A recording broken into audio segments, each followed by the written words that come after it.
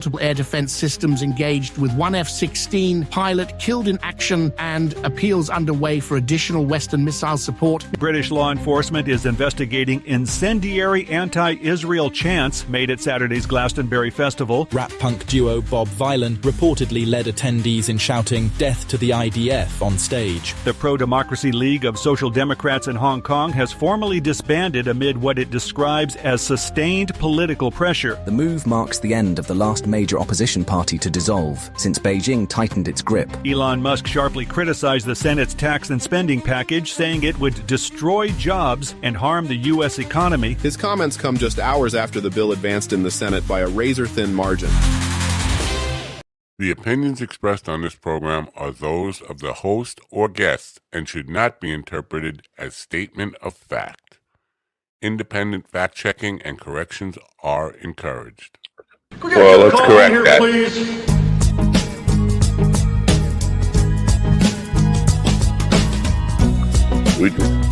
We just.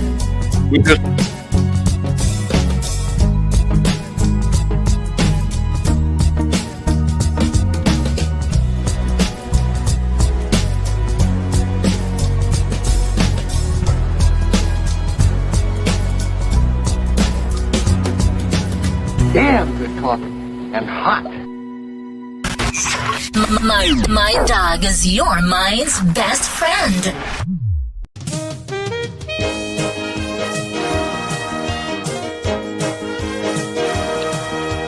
My dog is your mind's best friend. Wake up, America. You've got a dog that needs walking. That's right, sunshine. Just put on a big pot of strong coffee and get ready to type your little hate mail with your opinions about kumbaya and flat earth insanity. Stand-up comedy? You want stand-up comedy? Well, we've got sit-down comedy. It's time for Coffee with a Dog. You make me laugh. It's the little things. Speaking of little things, what is going on over here? You know what? We'll stick it here. Stick it there.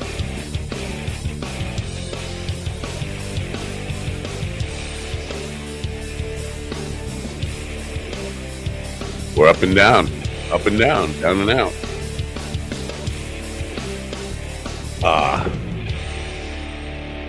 Good morning, America and beyond.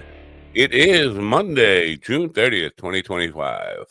Hope it's a beautiful day wherever you are. It certainly looks like a beautiful summer day here. Not a cloud in the sky, not too hot, not too cold. Just right, it's Goldilocks. Anyway, yesterday was probably the very last day of the America that we all were born into, grew up in. Some of us were born into. Some of us came here. I don't know how we came here.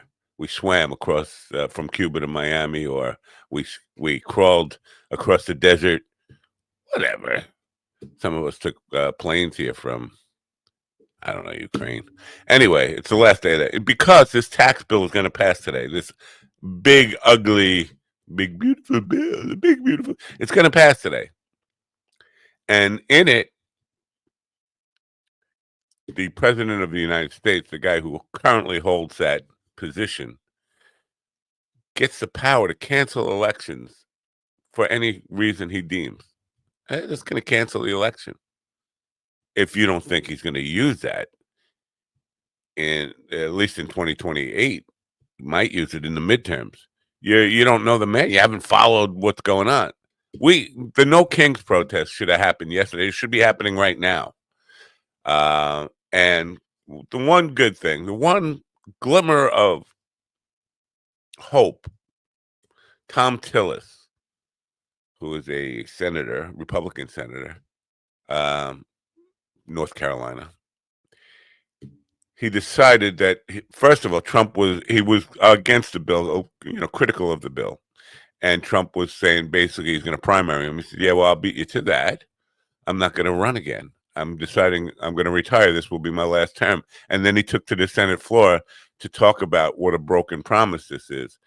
Millions of people are going to be homeless, destitute, poor, suffering, so that you can buy, so billionaires can buy another yacht, can save a few more bucks, because there is never enough money to satisfy the rich.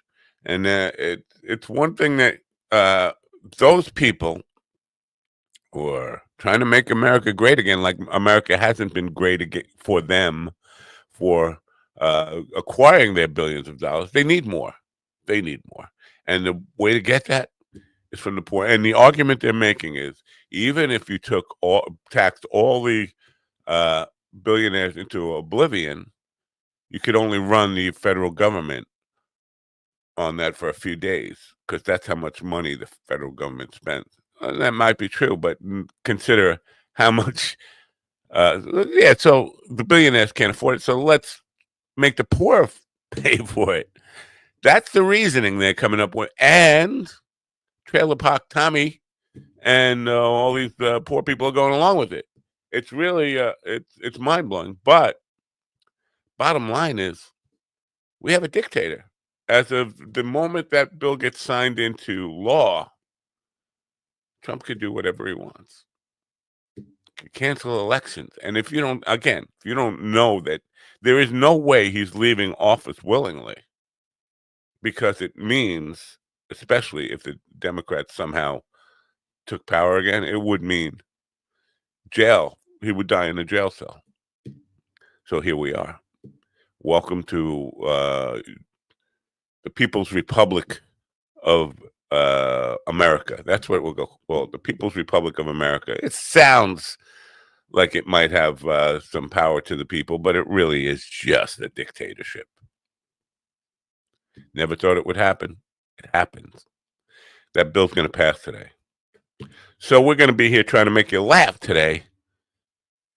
Boy, I feel bad for the people who are given the responsibility to try to make you laugh at any time from here until the time you die, because it's not a funny world we live in. Anyway, hour one,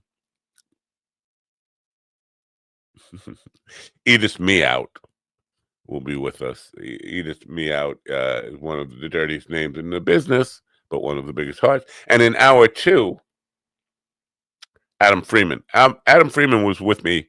He's one of these kind of, you have a friend who just stops by once every 15, 20 years or so just to say hello.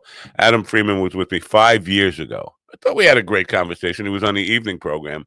We talked about his career. We talked about the fact that he seemed to have it all figured out as far as having the best of both worlds, a steady job in television as a showrunner and,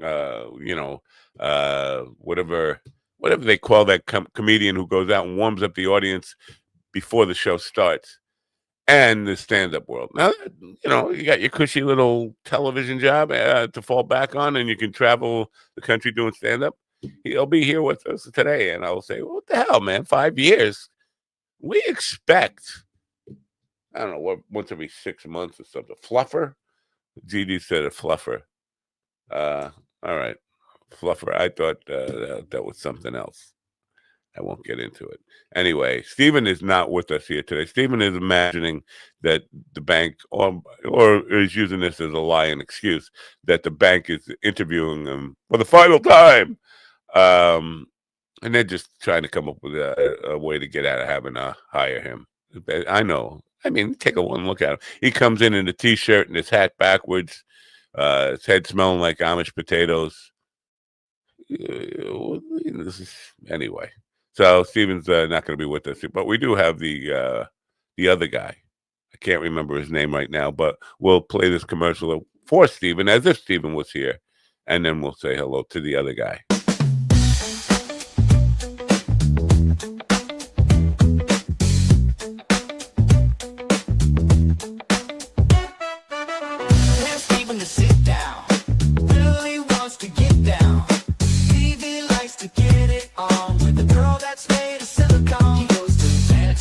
Click on link, he goes to Tantalene, soft and pink. She comes with a shit the bed. You need a fake rubber squeeze. Be like Stephen Ortiz. Lube it up, it's so soft. Get your 10% off. He goes to 10% off right now. Go Italy. The link is in the description. 10% off your fake girlfriend. Ooh. I think we almost caught a glimpse of fake China there. Whoa.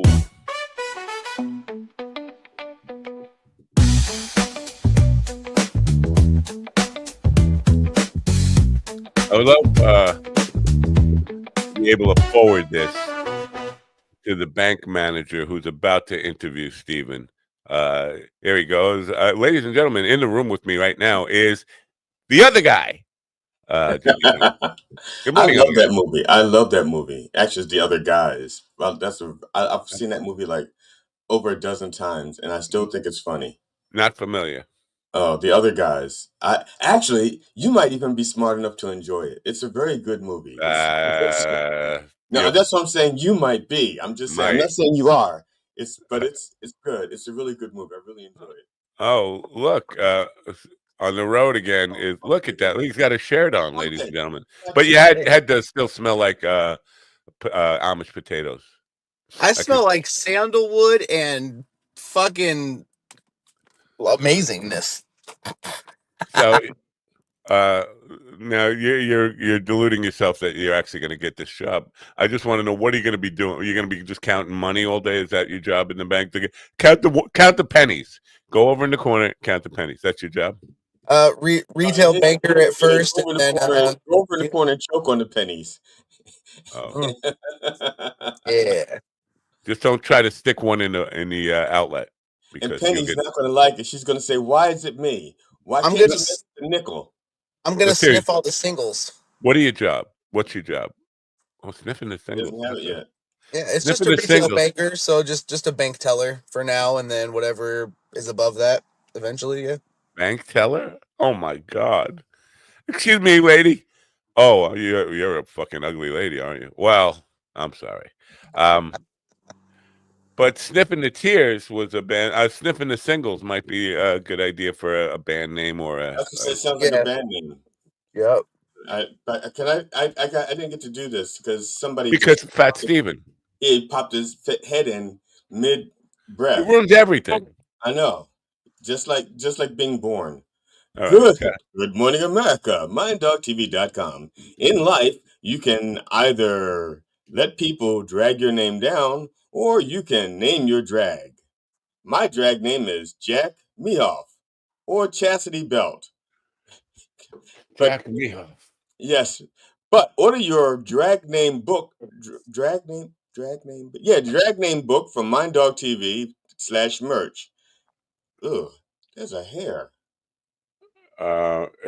Wait. It's MindDogTV.com/merch/ew. There's a hair. Yes. Why? And order your drag name book today. Enjoy the suffering and support your local merchandise. Excuse me, I got a hair. A long URL. Clearly, whoever he had in his mouth wasn't shaved, so. Ew. You spell ew, EWW. I don't know, because ew is it's kind of, I don't know, ambiguous. How do you spell ew in that? Well, it's EWWW, but the first two W's are silent. Ooh. All right then. So not to be too serious for a moment here, but you know this. We're in a dictatorship as of, I don't know, whenever that bill passes today. It's over. Yeah, I saw that, and yeah, it's fucked. So Edith Meow's career will be ended as soon as that bill is signed too, right? Because they don't like trans people, they don't like people in drag, they don't like humor, they don't. No, they do. They just like them in private. Oh. Now, I don't know if I texted you guys last night. Right. I don't think I saw it. Well, I was scrolling through social media and it said, breaking news, Mike Johnson caught leaking sensitive information on Grindr. Johnson's leaking on Grindr? Well, now I can't find the story again. I went back after I texted you guys. Grindr, isn't that gay app that And then I went back to find the story after I texted you guys, and I can't find the story again. I don't know if I just fell for clickbait or just not, but it looked real. Listen, after Grindr was literally completely like bogged down during the RNC, it's not a unbelievable thing to hear. And I mean, there could be a story in 15 minutes about Trump fucking hitting up some dude on Grindr, and I'd be like, yeah, probably. I don't know. I should have tried the old Google machine, but I don't know. Putting in Mike Johnson and Grindr makes me worried that my algorithm might fall off. I would never put my Johnson in a Grindr. Yeah, well, I don't know. Well, maybe I would put it in like a Well, sweet Steven, onion in your chicken case, it could be an teriyaki Grindr. improvement. It could be an improvement in your case. Wow. You know what? Don't be a dick, man. All right. I thought that's what you wanted. I'm a fat Amish looking potato in a wheelchair. Okay, but I still get women. Wow. Okay, I'm doing something right. So I think I probably fell for some kind of clickbait or something because I can't find, even if I Google it, nothing comes up. Well, there are things I can't find and I know existed because I watched them happen on live television. They removed them, and they were involving George W. Bush and things that he said during live speeches. And I can't find the speeches. All right. Well, so I felt I'm just a Joe. I'm a Joe Rogan. I'm falling for shit on social media. Wow. It's not like I said it. Not like I said it in public or anything. That could make you any MAGA person. Careful! Don't threaten Joe Rogan. You're gonna get arrested. I didn't threaten him. Okay. That guy got just let out though, and then he was let not out. only. He was let out, but he has a 200-yard restraining order. Or there's a 200-yard restraining order against him by Joe Rogan. 200 yards. A good sniper can. That's nothing to a good sniper. Well, it's Liver King. He's not a good sniper. Oh. Okay, I don't know. I was kind of hoping it was true, but it's not true. Well, I don't know it's not true, but I can't find anything corroborating it. I'll say it. Corroborating. Can you say that 10 times fast? Collaborating. That's once. 10 times fast, I said. Okay, collaborate. All right, guys, I'll talk to you later. I'm going to go into this interview. I will see you later. I want to say good luck, but I don't mean it. I already text good luck. Fair enough. I didn't mean that either, but yeah.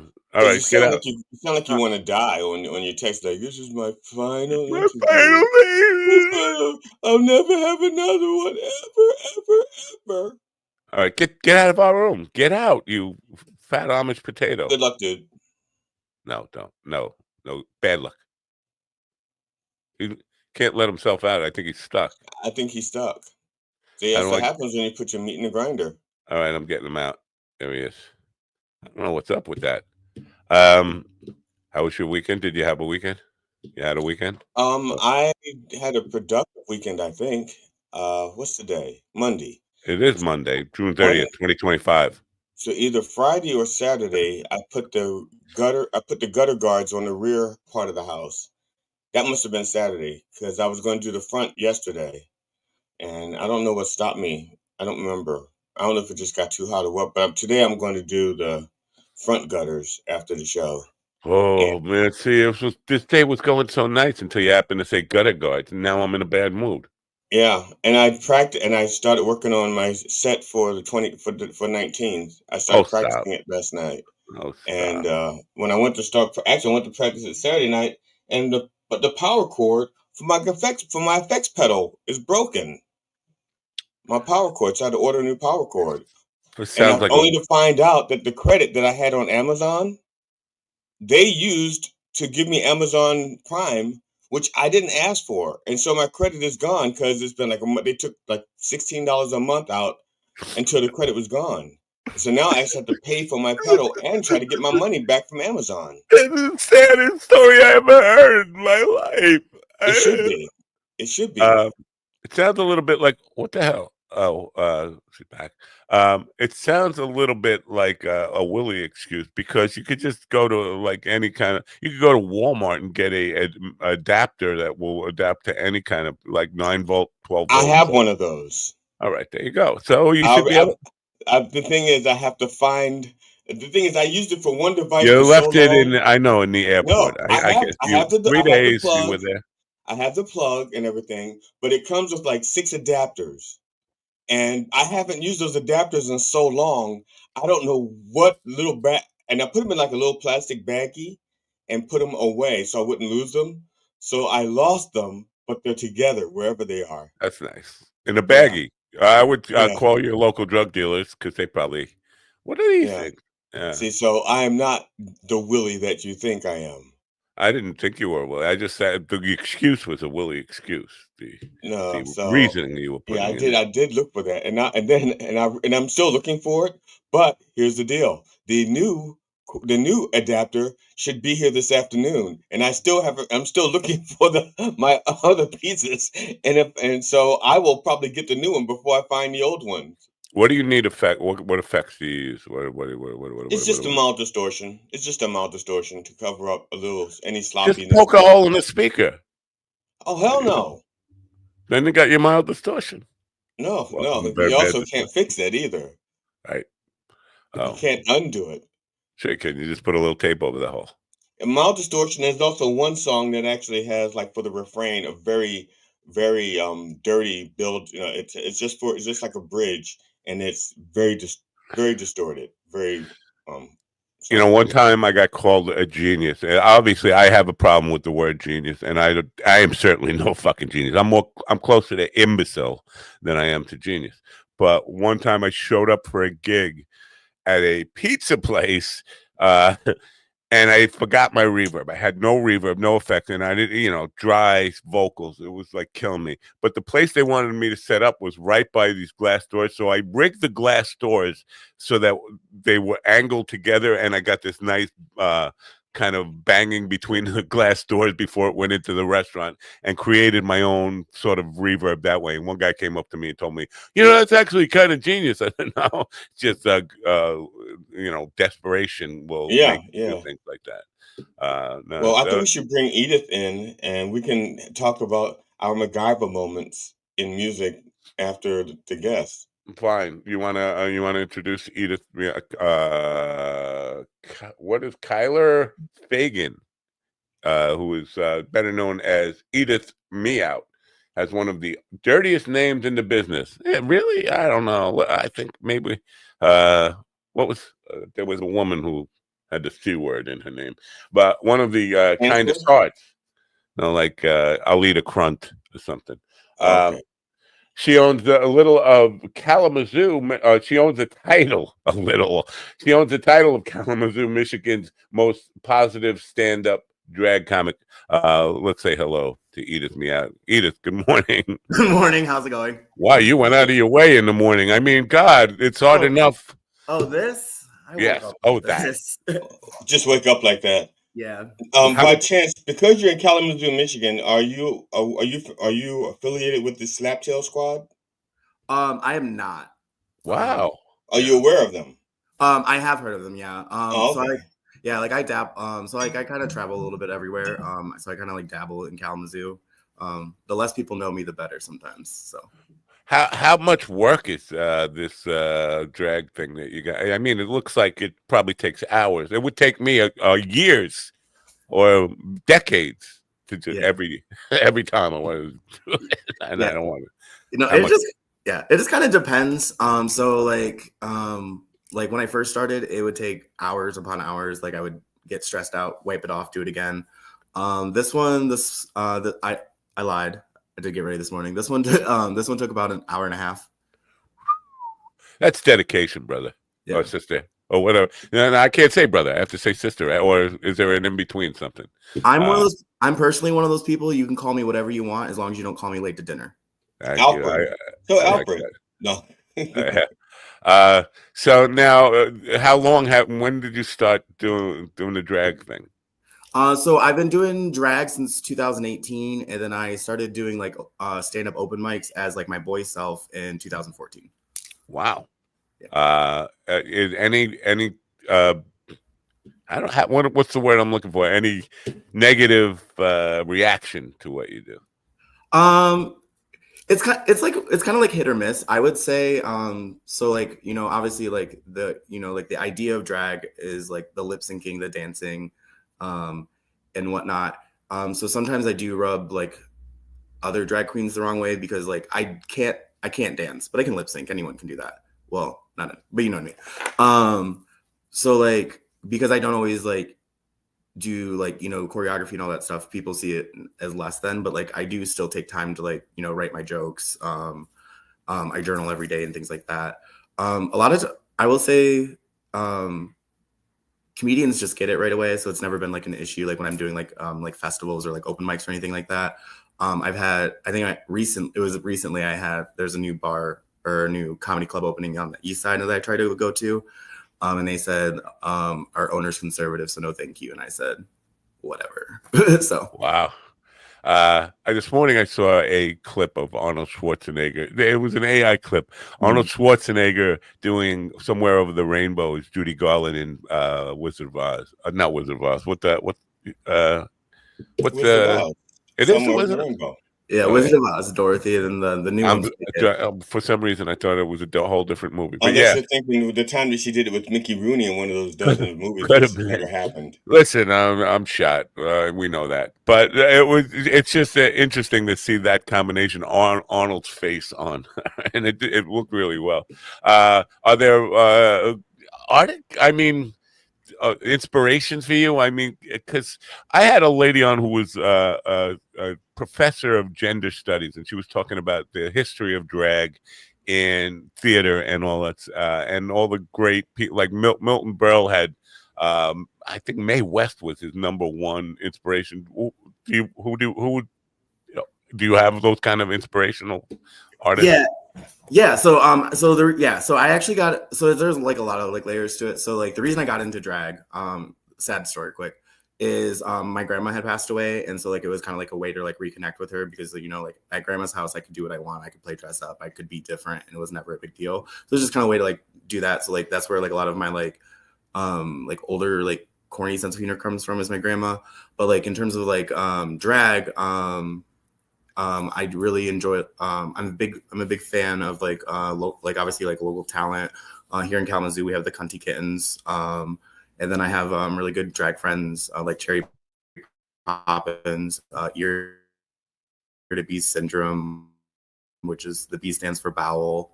And then I have a Pam from HR. So like there's RuPaul's Drag Race, people from RuPaul's Drag Race that like the drag queen is one of my things from that show.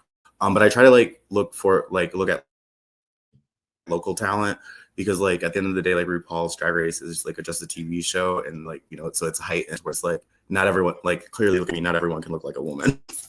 Yeah. And then for comedy, I would say my favorite comedian of all time is Wanda Sykes. Wow. Now I have a question for you real quick then, because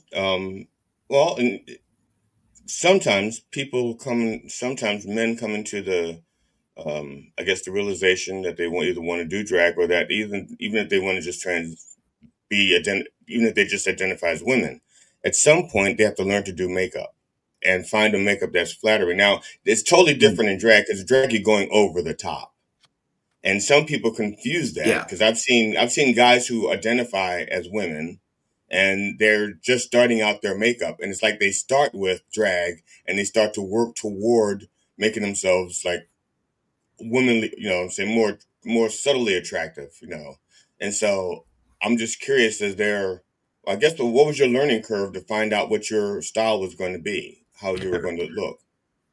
Yeah, so definitely. So like I said, so like when I first started drag, it was very much like an old lady character. Because like again, like I am it was like a way of being close to my grandma. So like I did like a lot of old lady drag. I would use sound bites from like the Golden Girls and things like that. But like for me, like in terms of like and it also kind of in a way is what you were talking about, like an exploration of my gender identity. But like then and through that, because like we're on a spectrum. So like there are days that I feel more masculine. There's some days that I feel more feminine. But I would say like wholly grounded, I would say like through this journey, I can definitely say that like I identify as a man like throughout my day in life. It's just that like Edith Me Out like allows me to say whatever I want sometimes. Right. But I think you kind of understanding how to apply makeup and stuff like that, because there are a lot of women who go through life looking like you'd be better off taking lessons from a transgender person or a drag queen or whatever, because they just don't know. So it's a hard enough. I came across this thing because I was arguing with a guy who was a bigot against trans people last week. And I said, listen, you don't know what women go through. I mean, any man who chooses to become a woman is choosing a harder life. They're already, they can't just get up, brush their teeth, and leave the house ever again. It's got to be a ritual where you get up and paint your face on and do your hair and all this kind of stuff. And it's to go put yourself through that intentionally. Cut them some slack. They're already putting enough extra in their life. They don't need the bullying and all that stuff too. But so that whole aspect of it changes your life, what you can and can't do, and that convenience of being a man versus the extra responsibility of being a woman is a difficult enough thing for people. Yeah, and I think that's what I like about drag is because like if I'm feeling feminine, I can dress up and be a woman that day. But at the end of the day, like I know that I'm not trans, and so like I get to take this off, whereas like trans people don't get to. They still have to like. One of my big fears is dying in drag, just because of everything that's happened. We already have raids happening in Pennsylvania. We know raids happen. That's why the Stonewall Ride exists. And why we have the rights we do today. So like my big fear is like dying in drag. So like since Trump has become president, I've cut back a lot on doing it, but I also know that I can't let fear like control me. But like I've always said, if I'm going to die, I want to die as Kyler, not as Edith. But what if it's a really fabulous outfit? I mean, that would be. I mean, you know what I'm saying? Because here's your choice: you die as Edith in the most fabulous outfit, or you die as Kyle and you look like shit. That is true. I guess if Bob Mackey makes a size 20, let me know. Now, what about the name? Does the name? First of all, if I were a club owner, I'd be a little bit nervous about putting that on a marquee. I don't know why. Because I do know why. Because society would frown upon that. Has the name caused you any grief or any of that kind of reluctance in getting work? Because I can't put that on a marquee or whatever it is. Yes and no. It's mostly just kind of been like more like of a conversation. So like for a brief period, I thought I was delusional and I was going to be like a Michigan famous drag queen. So I competed in a pageant. And I was told by one of the judges that my name was too dirty for like a pageant, like the pageant scene of drag. But this other drag queen who was, I was doing the amateur competition, but this professional came up and like stopped her and was pretty much like, it's not about the name, it's about how they represent it. And so like, and then like, what was I gonna say? Oh, but like I'm versatile. Ask my husband. So if I do, like I've done like drag story hours for kids and I just go by Miss Edith, or just Edith kind of thing. Cause like, at the end of the day, like drag, like, yeah, my name is dirty, but like, I'm not necessarily, and it's kind of like, it's like in a way, like a metaphor for drag in general is like, it can be dirty, but it doesn't mean it inherently is. Do you do a lot of crowd work? Yes and no. It kind of just depends. I'm more, I would say like my story or my comedy is more like a storytelling thing. So like a lot of times, like what I do is like a lot of my things that have happened, like in my comedy are like things that have happened to Kyler. And I just add the twist of like it coming from like a woman's perspective or a drag queen's perspective. Cause sometimes like I'll walk out on stage and I'll address it right away, like that I'm a drag queen. And then there's other times I'm feeling delusional and I won't address it at all. And until like the very last second of the set. Wow. Like, oh, by the way, I'm a man. That could be a little dangerous. Probably not in a comedy club setting, but I do murder mysteries, and the guy who writes and directs the murder mystery, the company that I do, he has a thing for putting a drag person in every show, but like a wedding thing, and they will have this guy who is obviously a guy in a dress. I mean, it's not, they don't put the No care in tape that you job. put. No tape job. Yeah, they don't put the care into the appearance and all that stuff as you do, and No tuck loose. they will go up to a stranger from the audience and flirt with them, and sometimes get a little touchy, sometimes kiss them. And I'm thinking that's risky because you don't know this person's attitude towards this. And they probably feel humiliated in that point. You're probably opening yourself up to a lot of danger in that instance. But they do it every single show, and I always get nervous, and nobody else is nervous. But it just seems like so I don't know, not announcing it or not addressing it till No, the end.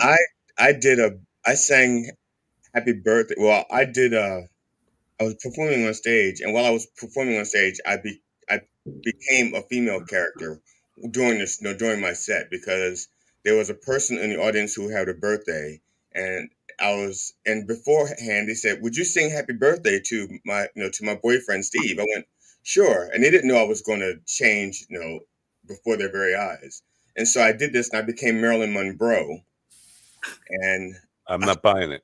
you don't think you'd be Marilyn Monroe? No, I'm not buying it. I sang Happy Birthday as Marilyn Monroe to him, and I got up and I shook my balloons in his face, and Oh my he God. loved it. He loved it. I sat on his lap, I stroked his hair, and Yeah, my wife goes, I think you enjoyed that too much. Yeah, it's because with those things in the murder mystery, I'm always thinking the guy's friends are gonna bust his balls so fucking hard now that he's gonna get angry and just do it as a way to prove, I gotta prove I'm not gay, and go beat up the drag queen as to show his friends I'm not really gay or whatever. It makes me nervous. No, you never get fearful at all in situations that you're in, that the crowd might be stupid. No, because because like, what is it? Oh, because I can take this off. So like a lot of times like I'll do my set, and then like I'll sit in the audience like in drag and listen to the other comedians and whatnot, other drag queens. And then I'll do my set, and then like if I'm in like a more like straight club or something like that, I'll immediately just use the back and just wipe my face off, and then go back to change into Kyler and just sit in the rest of the show and watch. Which is can be very funny, because then you do, sometimes people do want to talk to me and they're like, "Oh, where'd that drag queen go?" I did a comedy festival last April. That's actually where I met Steven. Which, fun fact, didn't know he was in a wheelchair until I met him. I thought his name was Sitcom because he just told dad jokes. Like I thought that was his bit. And then I met him, and then I was like, "Oh, that's you are all wrong." Yeah, did not get the joke. Actually, the real thing is that his jokes are what's handicapped. It's not him. Yeah. Yeah, but I went to an after party, and I like sat down at someone's seat, and they were like, "Who the hell are you?" And I'm like, "Oh, I performed on Edith Me Out," and they're like, "Oh, you can sit here. You're like, I thought you were some rando." So like, which is like, it's crazy to me because like, to me, like sometimes I feel like in my head I feel like a woman, but I don't think that I look like a woman in drag, and so it's always crazy like when I take off the makeup that people still don't recognize me, because like I still see me. Wow. Yeah.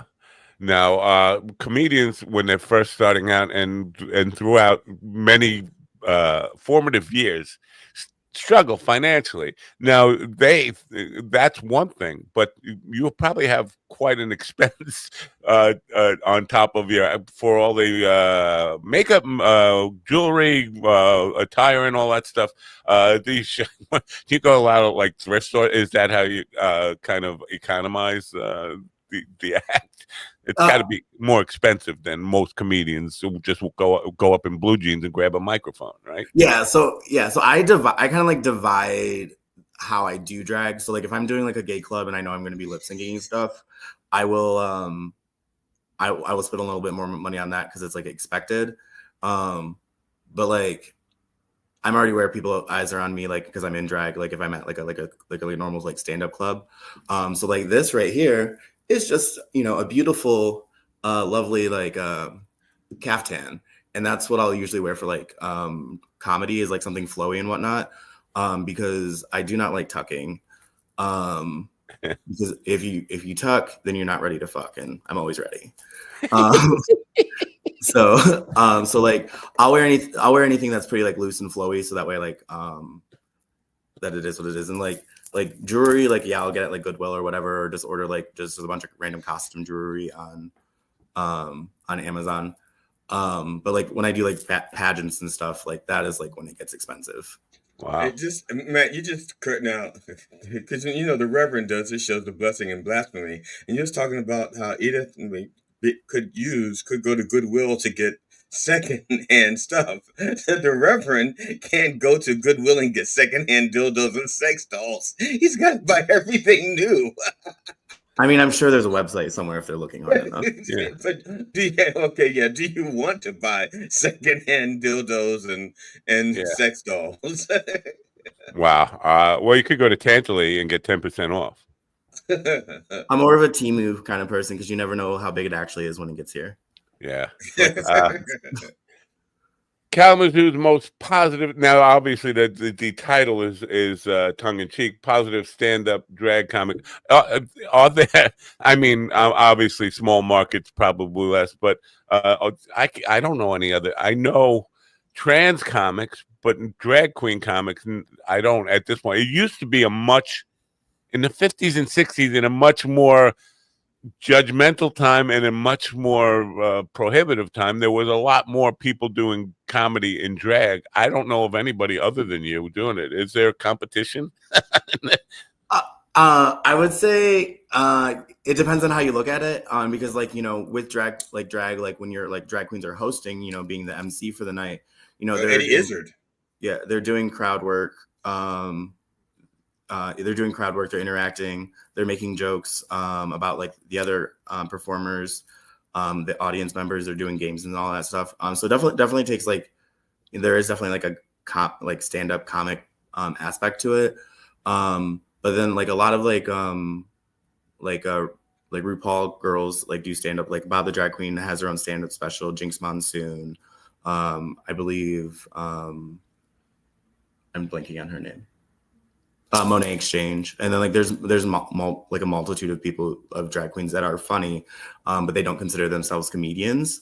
And the reason I know that is because I like right after, I think it was like 2 years ago, I produced an all drag queen stand-up show, and a lot of drag queens are like, oh no, I could do a funny lip sync, but I'm not a stand-up. I'm like, I've literally watched you know, hold a room for an hour, like while someone's changing, because drag queens are never on time.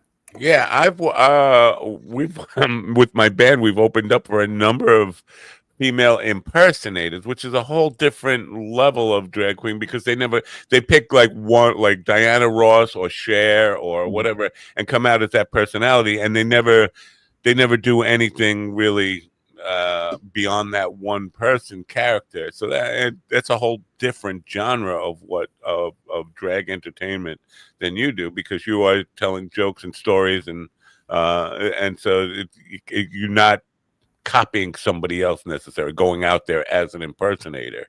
Yeah, you're being yourself and telling the stories. That's a whole different thing. I don't know of anybody else who's doing that in my world. The question is, well, Kalamazoo can be because that state, Michigan, is kind of a red state in the north. The question is, have you traveled and have you done anything in the south where right now the attitude towards drag is that, oh, you're going to indoctrinate our kids and all this kind of crazy stuff? They never said that about Milton Berle. They never said that about any of it, Flip Wilson, any of people who worked in drag before. Now all of a sudden it's a problem. Have you done any shows in the deep south, or have you traveled into places that are not drag friendly? So I've never gone south. I very much stay in the Midwest, and I think that's like a defense of like, I know how Midwestern people work. So I can probably get out of the situation where like the South is a whole different breed or inbreed. I forget the word. It's inbreed. Yeah. It's inbreed. Okay. But as the saying goes in Michigan, the more north you go, the more south you get. Yeah. Wow. Yeah. So like the more north you get, the more like Trump, the more you'll see Trump, Jesus signs, and abortion, blah blah blah blah blah. Yeah, and the reason for that is because those are the hardcore slave chasers, and they just chased them as far as they could. And once they got to Canada, they said, "Oh hell, we're not going back. We'll just stay here." Maybe That's where those my white people, jurisdiction yeah, ends. right. This is where my jurisdiction ends here, and so they stayed there, waiting for the black people to come back across, so they could snatch them. And that's why the further north you go, the further south you go. Yeah. Isn't that crazy though? Like Harriet Tubman did multiple back and forths. These white people said, "I ran out of breath in Michigan. I'm not coming back." Well, because they were doing it for the money. They weren't doing it for the soul. Yeah. Yeah. When the money runs out, so does your enthusiasm. Not to derail the conversation too much, but yesterday there was a shooting in Idaho, northern state, where the farther north you go, the deeper south you get. But this is a weird thing to me because it seemed like the guy started a fire so he could get firemen to come out so he could shoot firemen. I mean, it just sounds like the weirdest kind of mass shooting I've ever heard of. It's just like you got a thing for firemen. I mean, a pole's a pole. Yeah, it's a crazy world.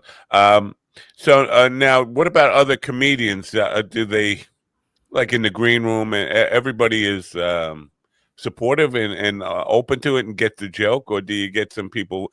Because I have heard people say that it's an easy gimmick to if you want to do that, and I feel like you're taking cheap shots there. Are you get any of that?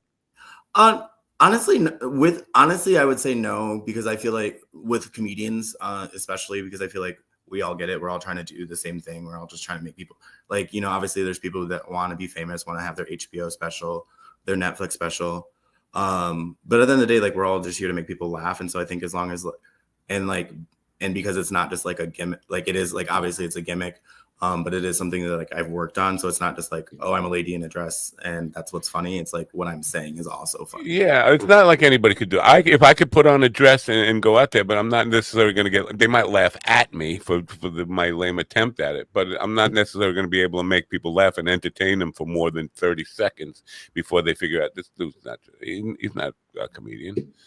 So that's one thing I would say to them. But I think stupidity is hard to reason with. Like where people get these attitudes, you can't really explain that to them. They just feel like, well, you're getting attention that I want. It's not fair. Well, if I want to put on a dress, I can do it. No, you can't. You're just not that. You're not talented. As a matter of fact. So there's a lot of that going on, and I hear it a lot. As far as the gimmicky thing. Had a guy who is now no longer a guy. He's now a woman. I'm not going to name them, but they went on America's Got Talent or whatever one of these talent shows on television is, and they just played up this trans thing that they used to be a man and now they're a woman, and that was the reason.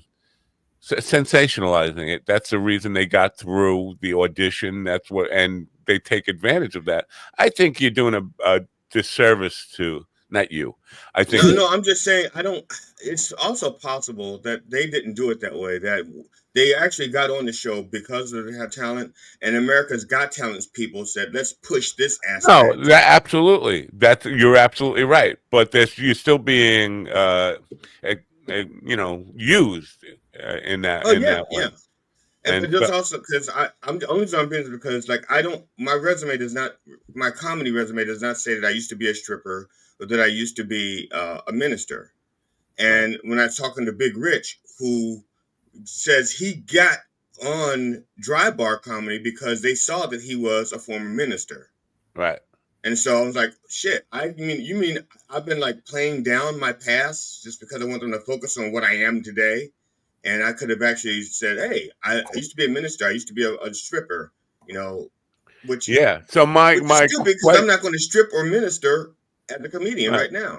My question to her when she was on, and this is why she has not come back on the program, was wouldn't it have been better for you to not even mention that you used to be a man? And then you're getting on the program based on you're funny, not based on, oh, we can exploit this or in some way. So, any of that going on in your life where you have opportunities just because it's drag and people just say, well, we'll just take advantage of that and exploit it, not necessarily pay attention to what you're really doing. I would say not for me personally, because like at the end of the day, like, yeah, I do drag, but I wouldn't necessarily consider myself like a full-on drag queen. And I think that's what the sensationalism is right now. Because like I can, we call it like park and bark, where you just stand and just give emotion during a ballad. I can do that. I can run around, look silly, and have props and stuff. But like to do like that full on, like, there's like there's a drag queen. I'm just gonna name drop a bunch of people because why not? There's a drag queen. Her name is Betty J. Madison, who is a talented singer, and she's done in pageants before. She uses her regular singing voice, and she's saying like opera, like jazz, like she can do it all.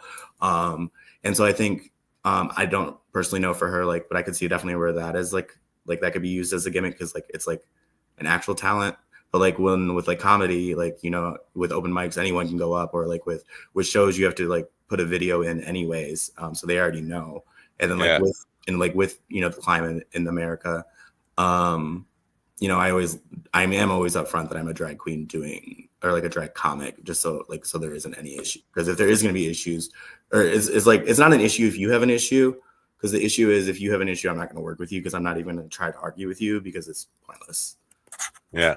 What about material now? Are you constantly writing or coming up with new? I mean, how much time do you devote to the act and refining it? Well, I'm in therapy twice a week, so at least twice a week. Wow.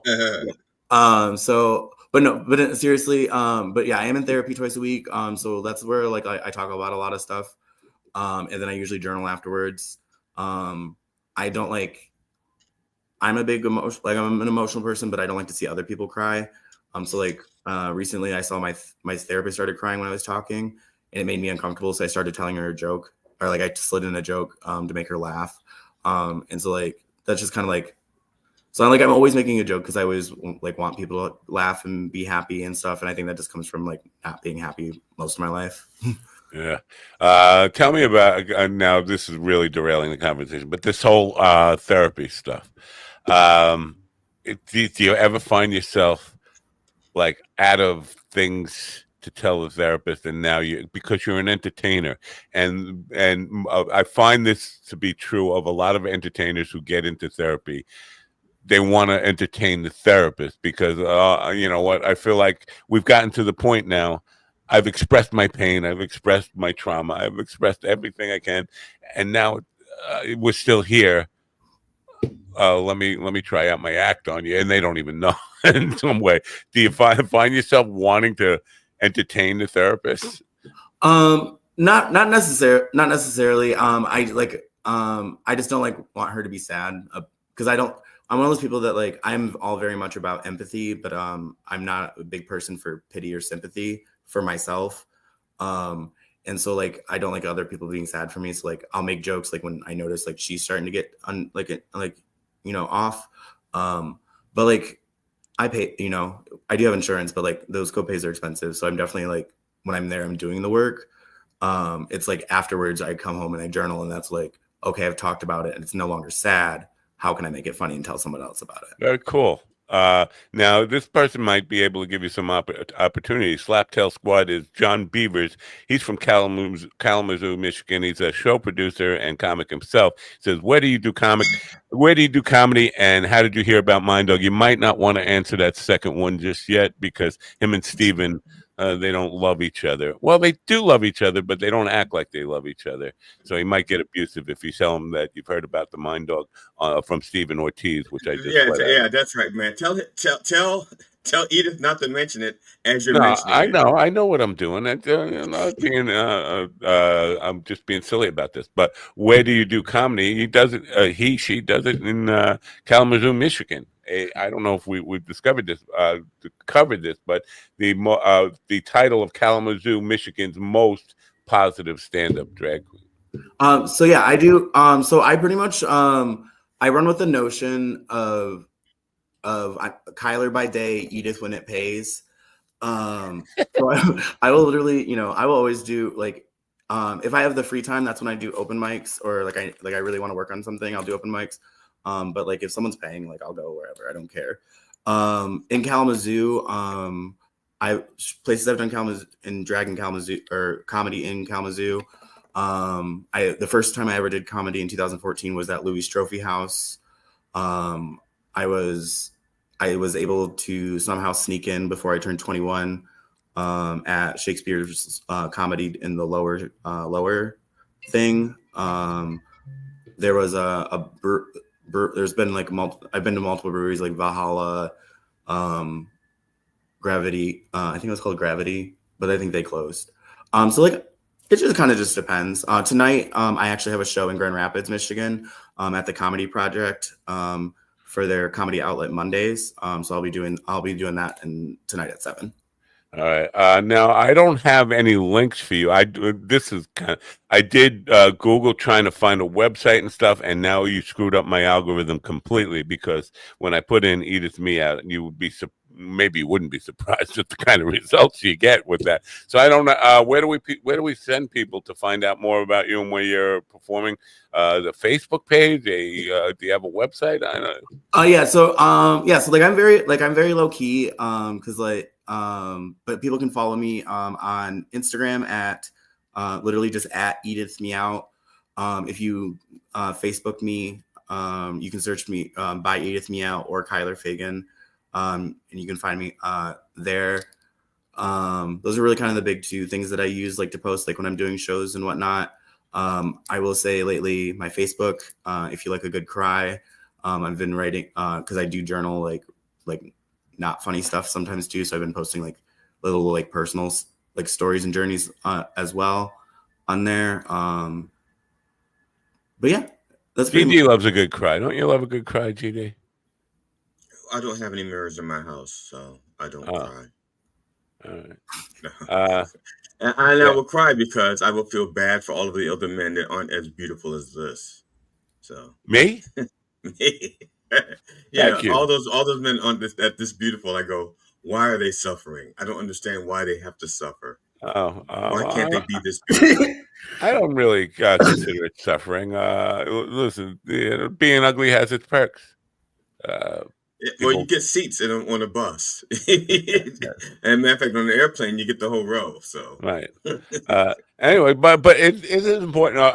Your work. I mean, I think it's important. Website. I think it's neglected. People are a lot of people in entertainment think, I don't need a website. That's so passe. Nobody uses them anymore. But I think people do visit your website and then find out where your shows are and all that stuff. I think it's important.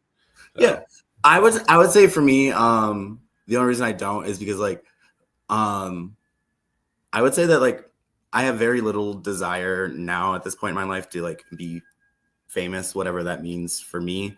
And so like for me, like comedy is very much about like obviously like with it starting with like my grandma's passing, it's very been about healing and like the laugh, like using comedy and laughter as healing. So like that's I have no delusion. I'll probably never have like a HBO special or Netflix special. And that's not me talking down to myself. I could have a Peacock special, but then again, no one watches that either. So I'll be fine. But it's just kind of, so I think that's just why I just do it. And then if people see me, they see me. And if they don't, they're missing out on me. I appreciate what you're saying here, but I am also a little confused by it. Do you set goals? Do you have goals because I understand that I just do it for the moment and enjoy the process and enjoy the entertainment, enjoy the feedback from a live audience and all that stuff. But at the end of the day, I plan on the next gig and stuff. So there is some kind of goal setting in some way. Do you do that, or you just take or you live day by day in the moment? I would say day by day in the moment, because like while I do like there are times that I do get paid for comedy and or drag. It is not. I don't do it consistently enough to like sustain off of it. So like by day, I'm actually a store manager at a dispensary. And so like that takes up a lot of my time because I'm always like I'm one of those people that are always available. Like I need to work better with work-life balance. So it's kind of like I work a lot and then I journal and stuff, but then I like forget about taking care of like Kyler as a person because I'm focused on either work Kyler or Edith. So it's kind of like a lot of times like I don't I have to find that time where like I can do all like I can do all three without being burnt out. Wow. Yeah, it's an act of dedication. I never would have that kind of commitment and and energy to do everything you do. So it must be paying dividends on some level, emotionally, spiritually, however you want to look at it. I would definitely say very much like emotionally and spiritually, just because like at the end of the day, like I said, like I love just making people laugh. And then like as like someone who grew up like with a difficult childhood, that was how I was able to connect with other people or diffuse situations, or like even get like adults to respond to me, because they're like, oh, grab them with a joke and then let them know that I'm suffering. Right. Yeah. Well, congratulations on just putting in the work, because it's a lot. I know it's not. Again, I have a great appreciation for women and what they go through extra that men don't have to go through. I think if you've ever lived with a woman and you kind of take notice of how much extra their life, and often for a cut and pay. So, and it's just beyond what I could ever imagine myself doing just to leave the house and and feel good about myself. So, congratulations for putting in the work. Most comedians, most people in comedy are extremely lazy, and they want fame, they want fortune. They're just waiting for it to come knock at their door and say, hello, I've discovered you. And rather than really being in it for the people and truly enjoying the laughter and understanding that that's your gift to the world. So congratulations on that. I mean that from the heart. I mean, it's good to have the right motivation in entertainment, and it seems like you do. So thank you. I really appreciate that. You guys haven't heard it today, but I do have my like when I'm like really like it's usually like when I'm super high, and like in a really like funny mood. I have what I call the Kyler cackle. It's trademark pending. And did you steal that from Tom Myers or Tucker Carlson? Oh, is that what you're talking about? No, it's just like I don't even know. It's kind of like a mix between like a screech, a snort, and a scream all at the same time. Oh, it's I don't know how to describe it, but like it's one of those things that like people in another room will know like, oh, Kyler just laughed. GD, make her laugh. No pressure. I can hear it. Yeah, no pressure. Come on, make her laugh so hard that she does the cackle, the Kyler cackle. Give me an hour. I had to write a joke real quick. All right, you got 1 hour. All right. Thank you. All right. Stick around. Sit tight. Anyway, we do appreciate now. We'll find your Facebook and put it in the link, because we do appreciate you being here. We want to have some place where we can send people to follow your career, and definitely get in touch with this guy, Slaptail Nation, Slaptail Squad. John, reach out to Kyler or Edith and make a connection. He's very he's LGBTQ spectrum friendly. He produces shows all for Pride Month. Of course, it's over today. I know, the last day of Pride Month, and you get me like, you're the real ally. Come back next June. June 1st next year. If we're still here, I'll probably be dead, but GD will be here, pretending to be me. No, we'll just call it coffee, black coffee. Black coffee. That's fine. Anyway, we do appreciate you being here, Edith. And if you're ever in New York or even coming close to New York, let me know, and I will come support you and see and laugh for myself. So thanks for being here. Thank you. Thank you guys for having me. Have a great day, guys. Bye for now.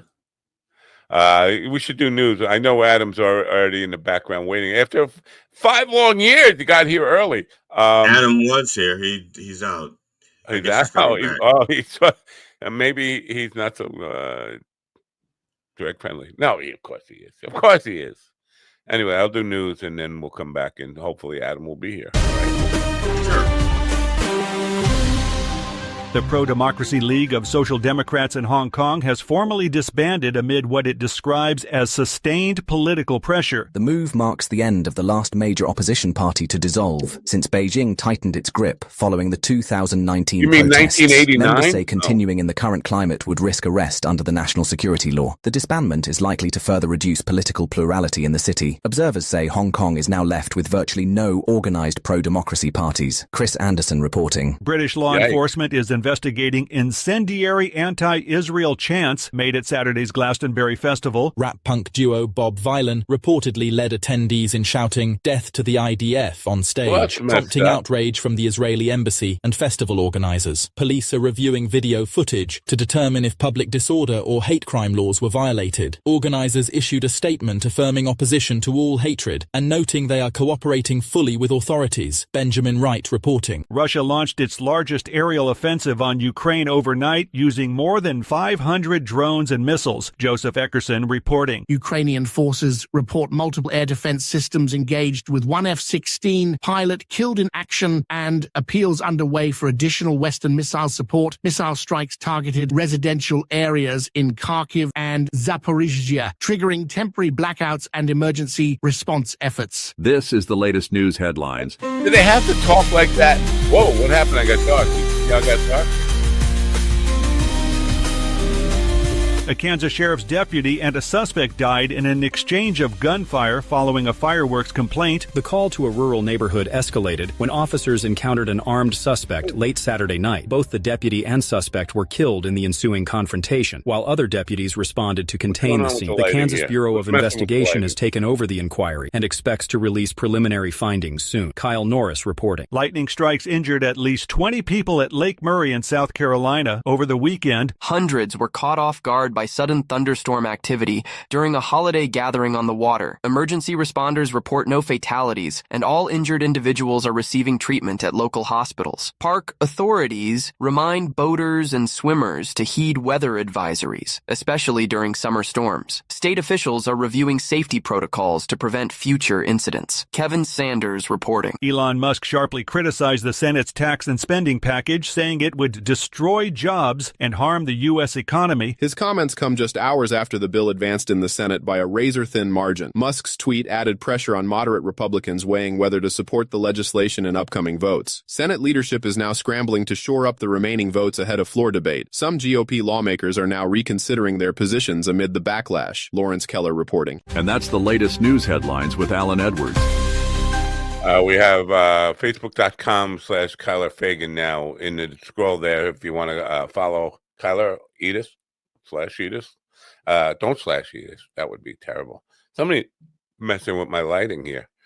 The lightning strikes. Did you see the on Facebook yesterday? There was a guy fishing, right? He was fly. You know, when they stand in the water, I guess that's fly fishing, but it didn't look like he was. I thought fly fishing is when you dropped your zipper and you just let your junk hang that out. too. They could bite your dick. Yeah, your dick is big. Yeah. Why am I lighting all getting funked up here? Anyway, the guy got struck by lightning, and he got zapped and dropped his pole, and he's standing there, and lightning's going on around him again. He picks up the pole again. He gets struck by lightning a second time and then zapped. How stupid do you have to be? And his buddy was right there too and didn't get zapped. But how not to get out of the water, and the minute you get zapped the first time, everybody out of the fucking water. Why are you in the water during a storm anyway? I think the storm came up to as they were already. It's not like they went in. I don't know. No, I'm just saying, if you see a storm coming, you get the fuck out the. Okay, okay. You I would guess think. I'm a little Yeah. more hypersensitive because I've been struck by lightning twice. So Within 3 minutes or 2 minutes of each other. it was within maybe 5 to 7 minutes. Wow. Which is why I thought it was safe for me to go back to where I was, because even though I had to talk myself because I was at work, and I had to I called for help. I went to the radio and I called for help, and I was telling them what was going on, and they go, "Well, how do you know that the cable service is out?" And I said, "Because lightning struck it." And they go, "Well, how do you know?" I said, "Because it struck me first, and then I saw it go like from my hand. And matter of fact, I had the hole in my hand, went from my hand to the cable equipment." Stigmata. Yeah, well, Stigmata. It was on right here. All right. And so they said, "Well, how do you know it's out?" And I said, "Well, it has to be out. The cable hit it. So, I mean, the lightning hit it." So I go back with my equipment to test for signal, and it strikes me again. And at that point, I had like temporary Tourette's. You know, like my brain, I mean, it was like, yeah, it was like my brain that just couldn't stop cussing.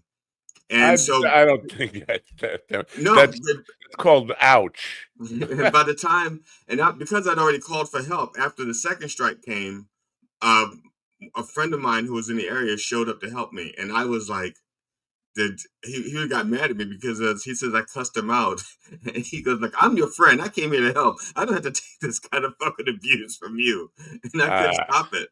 So, but I'm just saying, because of that, I don't mess around. Okay, my wife will tell you, like with the gutter guards, I could have finished the front, yes, on Saturday, but it got cloudy, and I said, "That's it. I'm putting." Plus, I have a little giant, which is a metal ladder.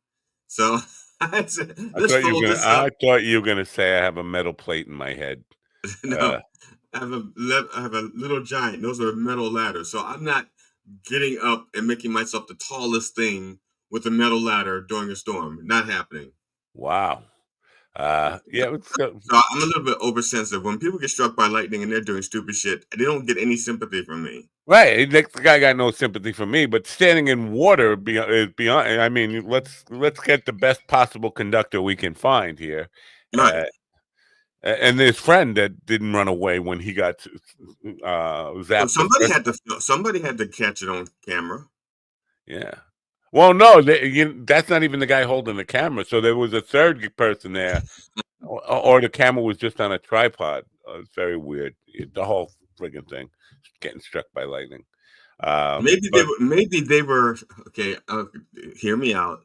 Is it possible that they were both students in night school and they just learned about Benjamin Franklin and they were trying a slightly different view on it? Yeah. Like, I don't think he gets struck by lightning flying a kite. Well, what about with a fishing pole? Maybe. You know, with that Franklin stuff, we went through school, and you remember school, right? They were telling you that Ben Franklin discovered electricity. No, he got zapped. I mean, it's not like it wasn't around. People didn't know what it was before that, right? And they knew. Maybe he was the first one to think that you could use it. You could harness it and use it. Dumb enough to put a key on the end of a kite and say, "I'm not going to get electrocuted," whatever. But we just need one of these keys on every house, and every house can have electricity. It's just the dumbest way to test your theory, anyway. To risk your life to test it, so then you won't be able to tell people what you've discovered. But we were lied to. We were lied to. Our education was full of Columbus discovered America, Ben Franklin discovered electricity. Trump discovered the word groceries. Yeah, I'm saying not discovered. He invented the word groceries. Do you think Adam's coming back? What happened there? I don't know. Maybe he had a producer's emergency. Maybe I should check my email and see if he said, "No, thanks, but no thanks." I don't know. It's just very weird. Don't you think it's very weird? I mean, he's been on the calendar now for months. Literally, like 2 or 3 months ago, we put this date on the calendar to show up and then just not be here when it's time. It's 30 seconds from the time he's supposed to be here, and he's gone. Maybe his computer went out. I don't know. It's hard to guess. He's in California? I believe so. I think he's a native New Yorker, but he's in California now, unless I have that wrong. You know, there are television shows that get produced in New York City. I'm not sure if you're aware of that. No. Yeah. It's New York. You mean like after the 60s and 70s? You mean like they're still doing Joey Cola, I don't know, because I don't have television. And I don't pay attention to television. But Joey Cole, I believe, is still. Well, no, you said fluffer. That's what they call these guys. The guys who open up the opening act for Adam's hit back now. Let's not waste any time and get him in before he runs away again. Before he decides, wow, these guys are too. They got a woman, a guy, a drag. Wow, I'm out of here. All right. See, Adam is one of these before friends. You bring him in, I just want to say good morning, Ann, and good luck with your fire department people. Ann had Ann in Bakersfield, California. Good morning, Ann. Like right across the street from my house at 4th and A. I mean, she doesn't live at 4th and A, but at the corner of 4th and A in Bakersfield, there was an explosion there was an explosion with a car and a house, and 4 explosions with a car and a house. And good morning, Ann. And apparently, what are you getting? Bakersfield news pumped into your feed? What is this? What doesn't everybody get Bakersfield news fed? No, just Dwight Yoakam and Buck Owens' kids, I think, and that fat guy and his kid, that Willie got on the program. This guy, he's in Bakersfield. He's like a boomer, and his kid like makes fun of him. Do you remember that show? You were here then. No, guy was just like a total. I remember very few people from the past. He was a Gen X guy, but he was totally. He had 5 kids, and he was a major Trumper, and raising his kid to be like that. And his kid was kind of making fun of him, doing all these social media posts about what a goober his father was. Big fat dude. And then he started following me on Twitter and arguing with me politics all the time, and I just blocked him. I can't remember the guy's name, but they were on the program. They're Bakersfield. Yeah, Bakersfield. It's that, and it's so I wonder if Ann is inundated with she's in Trump County, Bakersfield. I don't know. Let's get to Adam. Can we get to Adam? See, now I was going to say Adam is the kind of friend who drops by once every 5 years just to say hello. He was on the program, on the evening program 5 years ago.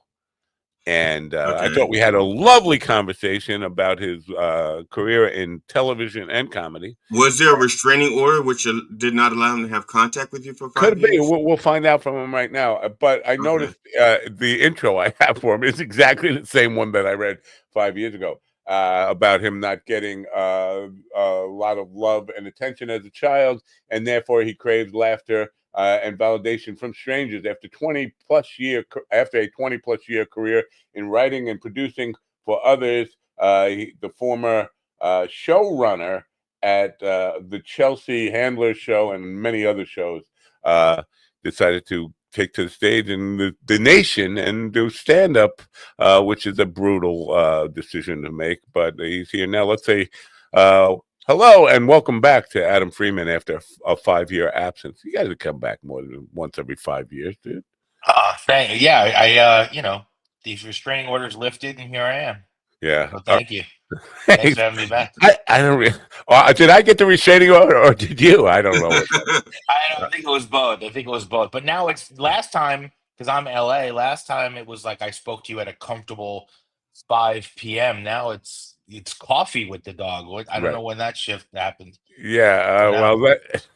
I got my coffee at 7 a.m. here on the West Coast, and that's a. I was doing both, the evening and the morning show, and I was doing the evening show 7 days a week, and then I just realized I don't love doing the evening show anymore. I'm just going to stick to the morning show. All right, good. Yeah. Well, he did the evening show. To be honest, now, Adam, this is not a reflection on you, but it's like a first date, and it's an easy out. What it is like you ever go out with somebody and you don't know if you want to be there, so you tell your friends to page me or call me in 30 minutes.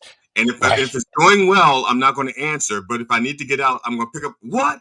Right. What you say, Lassie? Timmy's where? And then you hang up. I got to go, Lassie. Just So There's an There app you for go. that. You can schedule it, and it actually ring it. They have the volume of the thing really loud, so you can. There's an emergency. really? We need you here, and so they hear it and they believe it. See those are the ideas I need to be thinking of. Instead Why of do dick I jokes. know this? This is a shame for me to admit. But anyway, well, I was because what you do now, you've been part of all these shows, but I'm not exactly sure what a showrunner. What does a showrunner do? Run the show?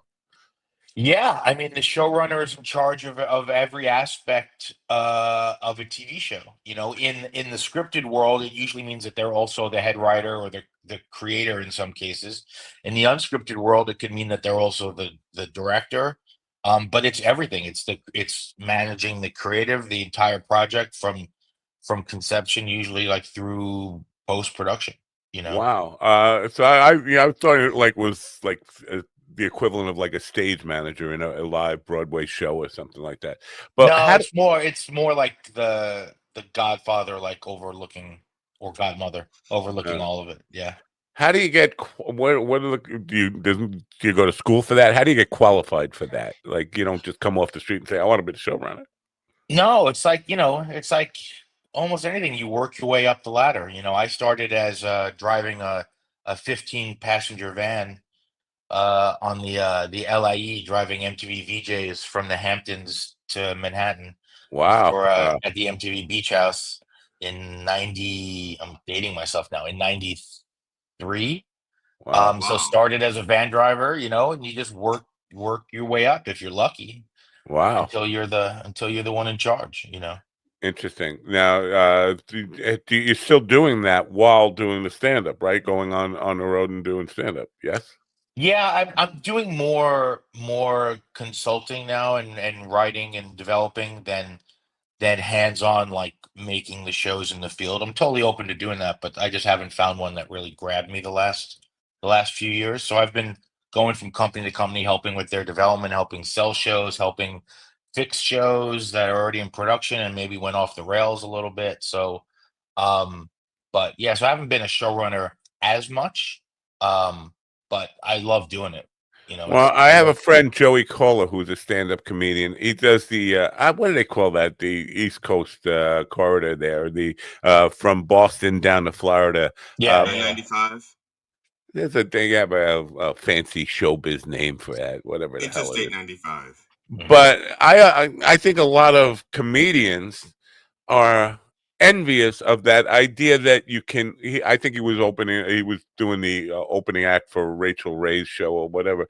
But Okay. the stability of being able to have a regular life and still do stand up, that's something a lot of people strive towards. And you have that steady income and that steady kind of normal 9 to 5 life, and then you still have the opportunity to go out and do that. And that seemed like that was the life that you had built for yourself. It's not easy. Most comedians crave that in some way. Well, I think most comedians crave making enough money from stand up to do nothing but that, Yeah, but yeah, you yeah, got to yeah. pay the bills at the same time.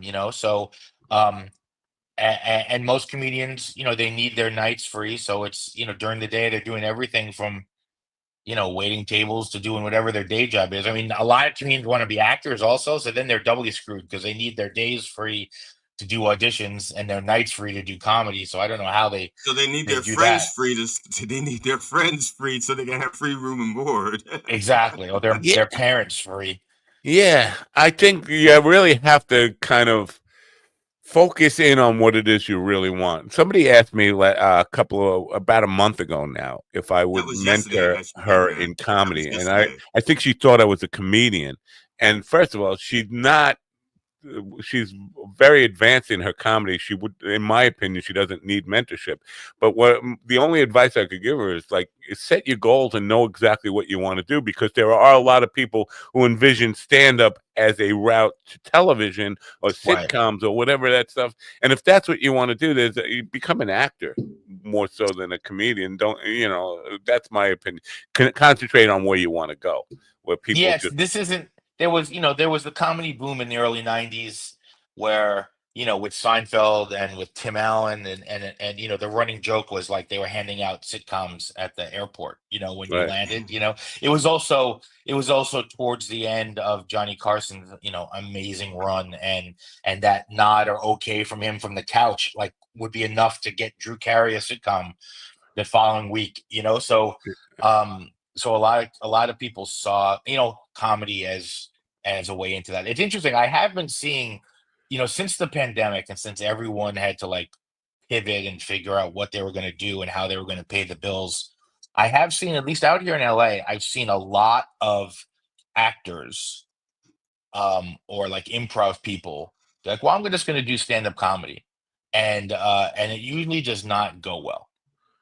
Yeah.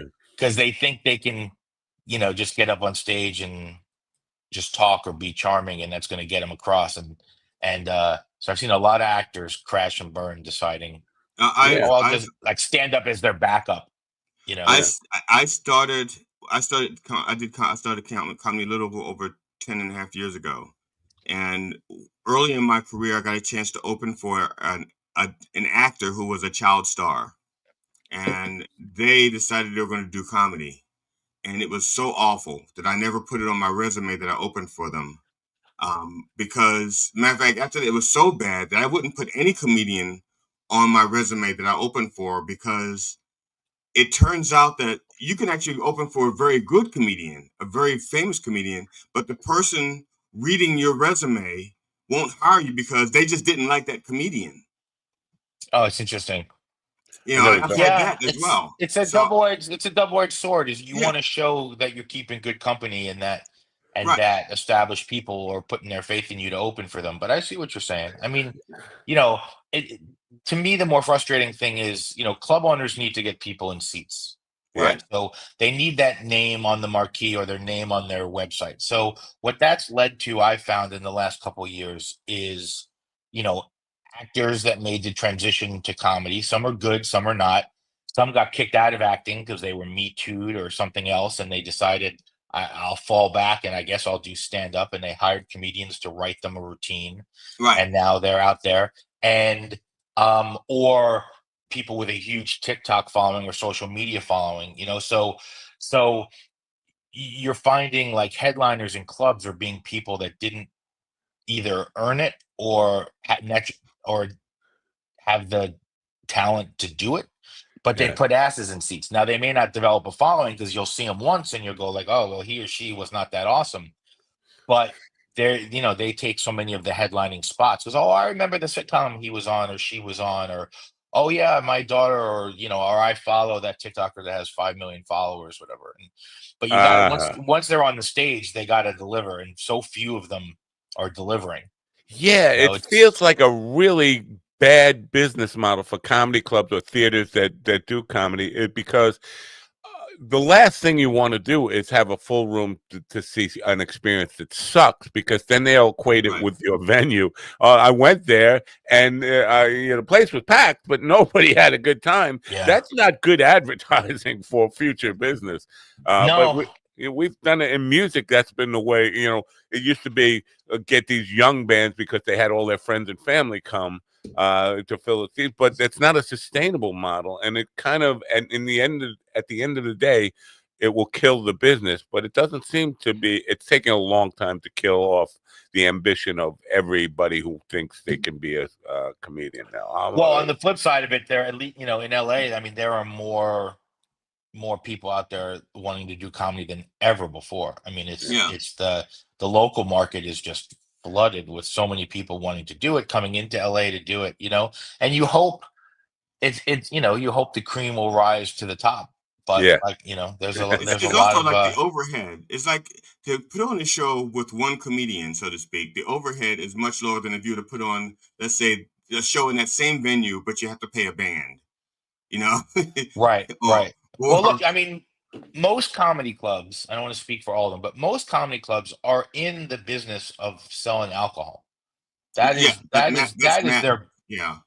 business model. Now expand that just a little bit. Gospel of Matt. Because I think it's important for comedians to understand You are a liquor, because I've always said this about musicians, and because most of the guys don't get it. You're a liquor salesman.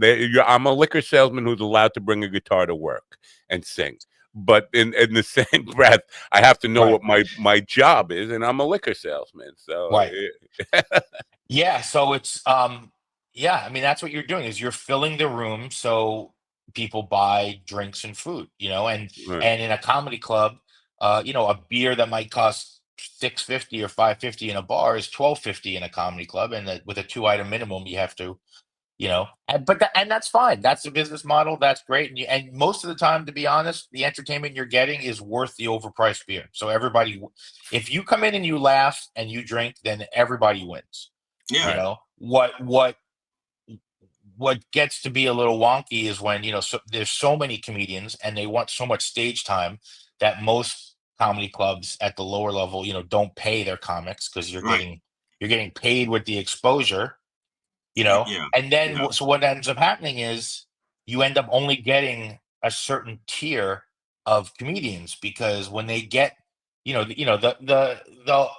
the age old unofficial formula in comedy has always been like it takes the first 5 years to find your voice, let's say, right? The second 5 years to learn your craft, and then at 10 years, allegedly, like now you're like cruising, and your career starts or whatever. Yeah. So when you have these clubs that don't pay comics, or they do what's called bringer shows, which is, you know, you can only get on stage if you bring X amount of people, you are only booking usually a certain level of comedian. And that can hurt as well because, you know, if they're not funny, you know, you're not coming back. Like you said, you Yeah. associated with the club. Right. So, you know, it's hard. It's in a perfect world, there's a headliner that you know will kill, and then there's, you know, 3 or 4 local people that the club is like hopefully nurturing, and you know, but it's hard. Everyone's got to make a living, everyone's got to make money. But I don't know how being a comedian nowadays, starting out, if that was your only gig, I don't know how that's possibly a sustainable model, you know, It's because a you get tough one, right? I don't think it is. Honestly, I'm looking now again, I was not young when I did comedy. I started at 55. So I was already out of the game when I started, you know, and so I don't Like the expect natural. You're not a rookie at your age. You retire at your no, I age. started late too. I started late also. Yeah, so one of the things that I noticed was that a lot of the guys, it's like a mutual thing. Like they want to start their own rooms at little Yeah. restaurants and stuff, and so that's their shortcut because now you got, let's say, 12 comics running 12 rooms in this area, and they will all like hire each other to be in each other's rooms. Well, You there's two, know, there's 2 or 3 reasons to start your own room. One is you're guaranteed stage time because it's your show. right? Um, you know, two, um, you now have a commodity to trade. So hey, I'll book you on my show, you book me on your show, which is good in theory, but Right, if there's those 12 comics, like you said, running 12 rooms and they're only booking each other, then right. you basically have 12 identical shows with, you Well, know, them it's and their so friends. So all the shows, yeah. yeah. So there's, I know I got requested by one guy who wanted to do something different at his club, and he reached out to me. And before that, didn't book me. Wait, you're But something Yeah. different? yeah, blessings and blasphemy. Oh, okay. That's something Yeah, different. yeah, very different. And so, but they were getting stale, and they knew they were stale. So he reached out to me and said, "I want to do something different." He reached out to me. I did the show, and it was super different. And then they took parts of my show and tried to divide it up and make their own shows from parts of my show. Yeah. And now they're not booking me again. I Somebody, read money launderer wants to know how long have you been in the biz? Well, not long enough to have any money laundered. So, money launderer. I think that's illegal. What is Slaptail? Interesting. I saw a dude who played Skippy on Family Ties. I barely remember. I don't think I Yeah, know him. Mark, I've met him before. He actually is very funny. He's very Wow. funny. Yeah. Um, Yeah, Mark I, Price. I think it's Mark Price. I think his name is. wow. He's very funny. Now Yeah. there's a guy who was in there was a show on, let me see this. Ted Lasso was the show. Ted Lasso. And the guy Brett Goldstein. Brett Brett Goldstein, that's Goldstein. it. Yeah. He apparently started off wanting to be a comedian, got into acting, and he just did a comedy special within the past year. And I thought it was a very, very good show. No, And he was a comedian and a writer that right, got in the writers' room of Ted Lasso, and then when they finished the writing, he put himself on tape and pitched him to play Roy in Ted Lasso, and they gave him the part. Yeah. But he started as a comedian and just kind yeah, of never stopped. But now now he has name recognition and you yes. know who he is, so he jumped a level because again you want to fill seats. Now on the plus side, he's very funny. Yeah, that's to Um, say he's very good. And people who don't know that he had a fledgling comedy career, because that's what I would call it, because I had no idea. I only knew him from Ted Lasso. right, And right, when he said he was going to have a comedy show, I watched it because one, I'm sick of the same comedians hogging the spotlight all the time. I'm just tired of them. Half of them I know what they're going to do next before they fucking do it, and I don't even right. enjoy the journey. So I watched him, and he was so good at what he did, that I What's was like, okay, this is good because this guy was a comedian before he was an actor. It's just that the comedy career didn't take off first. The acting took off first. right. Right. Well, I don't know if you know this, but the purpose of this show has become so that the guests can learn about GD's life. Yes, it So, is. So thank you, Adam. Thank you. Well, thank you for learning about my life. Thank you. yeah. That's Even why though I'm here. I was discussing Brett Yeah, Goldstein. but you were kind of doing it through the lens of you. That's fine. It's Well, I fine. couldn't talk about how you watch Brett Goldstein, could I now? No, you Okay. couldn't. So you're done. Okay. So basically, now I did a party for 21-year-olds the other day, and I asked them Ooh, we're gonna about get to hear about Matt's life now. no, we hear about these 21-year-olds and what they think of comedy, and do they go to comedy clubs? Because I think a lot of comedians are skewing their demographic, their audience. The age keeps going up. It was 35. I think it's 45 to 60 now who attend comedy clubs a lot. Does that is that a consideration, like who the audience is and how I write material for people? Because I asked these 21-year-olds and they struggled to come up with a name, and they came up with Sebastian Maniscalco. It's like, come on, that's just the easy. Or Matt Rife, they'll probably mention. They didn't mention Rife. I was waiting for Really? Rife. Yeah. Interesting. But so for writing, in terms of performing, is that a consideration? Thinking, well, comedy clubs now are older people.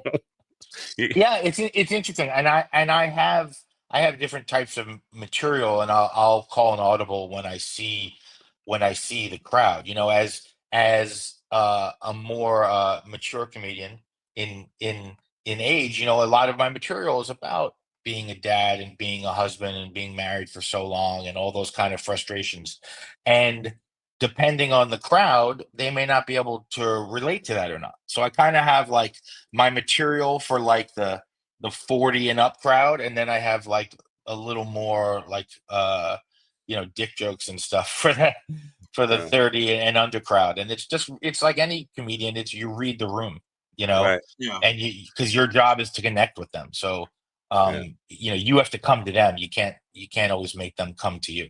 Yeah, Slaptail, I'll get to your question in a moment, but first I want to, because you mentioned 5 years to find your voice, whatever. However, there's no rule on It actually that. depends on which coach you're on, because I was told 3 years over here. There's no fucking rule. You find your voice when you find your voice. But as a comedian, you're used to writing for yourself in your own voice. Now, I know you've written for other people. Is there a challenge in learning their voice now for the people you're writing for? It's a process, but I wrote for others before I wrote for myself. So for me, it was a little bit of the reverse. In when you're writing for others, I'm really good with tasks and assignments, and I'm really good with research and like figuring stuff out. So if I was writing for someone, I watched everything about them. I spent time with them. I hung out with them, and I usually started to pick up their voice pretty quickly. When it came time to doing my own stuff, that's when it was like, okay, it would be like, being a songwriter and you're in the Brill Building or Tin Pan Alley and you're writing for whomever, and now suddenly, okay, well, what do I want to express? What do I want to say? So that was the kind of the bigger challenge, and also just like in music, um, I played in tons of crappy bands growing up in high school and college and everything. And when you start anything out, you wear your influences on your sleeve. I found some old cassettes of bands I was in high school and college, and I popped them in, and I was like, oh, I could tell what artist I was listening to that week because that sounded just like X or Y or whatever. And so that's what, when they say 5 years, 3 years to find your voice, it's usually because those first couple of years, whether you're conscious or not, you're doing an impression of your influences. And when you see new comics starting out, not that I'm so experienced or like an elder statesman, because I'm far from that, but when I see brand new comics on stage, I can say like, oh yeah, he wants to be Bill Burr, or she wants to be Sarah Silverman, or she wants to, you could, and that's normal. That's nothing bad. It's their brain is processing their influences and spitting it out. They're just spitting it out a little too pure to the source, as opposed to it coalescing and becoming yours, which is hence the 3 years, 5 years to kind of like become I think yourself. young comedians need to hear what you just said. There's nothing wrong with that, because thinking there's something wrong with that causes them denial and then all sorts of confusion. I heard Stanhope say that when he first started out, he was doing a really bad Andrew Dice Clay, but at least he was honest with himself about that's what he was doing at the time, and didn't have all this guilt attached to it. But of course, when you're starting out, you have nothing else to build upon except your influences. So you start there, but you can't let that drive you into, I'm not good enough, the imposter syndrome, all that stuff. I'm just, some people will get it, but there are people in the audience who will just laugh, and you got to kind of understand what where you're going with that, what's working, and how to transition from your influence to who you really are at that point. But I mean, by his own admission, the first 5-10 years Richard Pryor was doing comedy, he said that he was ripping off Bill Cosby. He was just basically he wasn't doing Bill Cosby's material, although I think he said he might have a few times. But he was basically, if you look at Richard Pryor, like no mustache, suit, in those early years, he's basically like Bill Cosby light, until he found his own voice.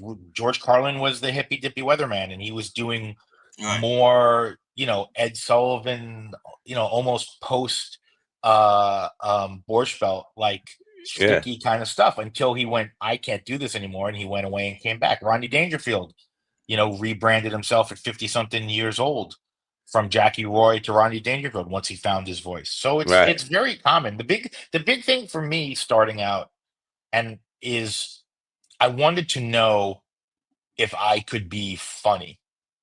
Like, I wasn't as concerned about finding my voice as much as I needed the encouragement of like, do I have the capability to make people laugh? Because I remember I was at one of my first open mics, and I was sitting waiting, put your name in the bucket, and you're waiting for them to call your name.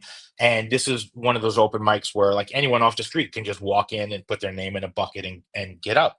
And I was watching someone on stage who has had no business being on stage, who you could just tell, anyone can tell, like they did not have it, and they probably will never ever have it, because it was like, what am I watching right now?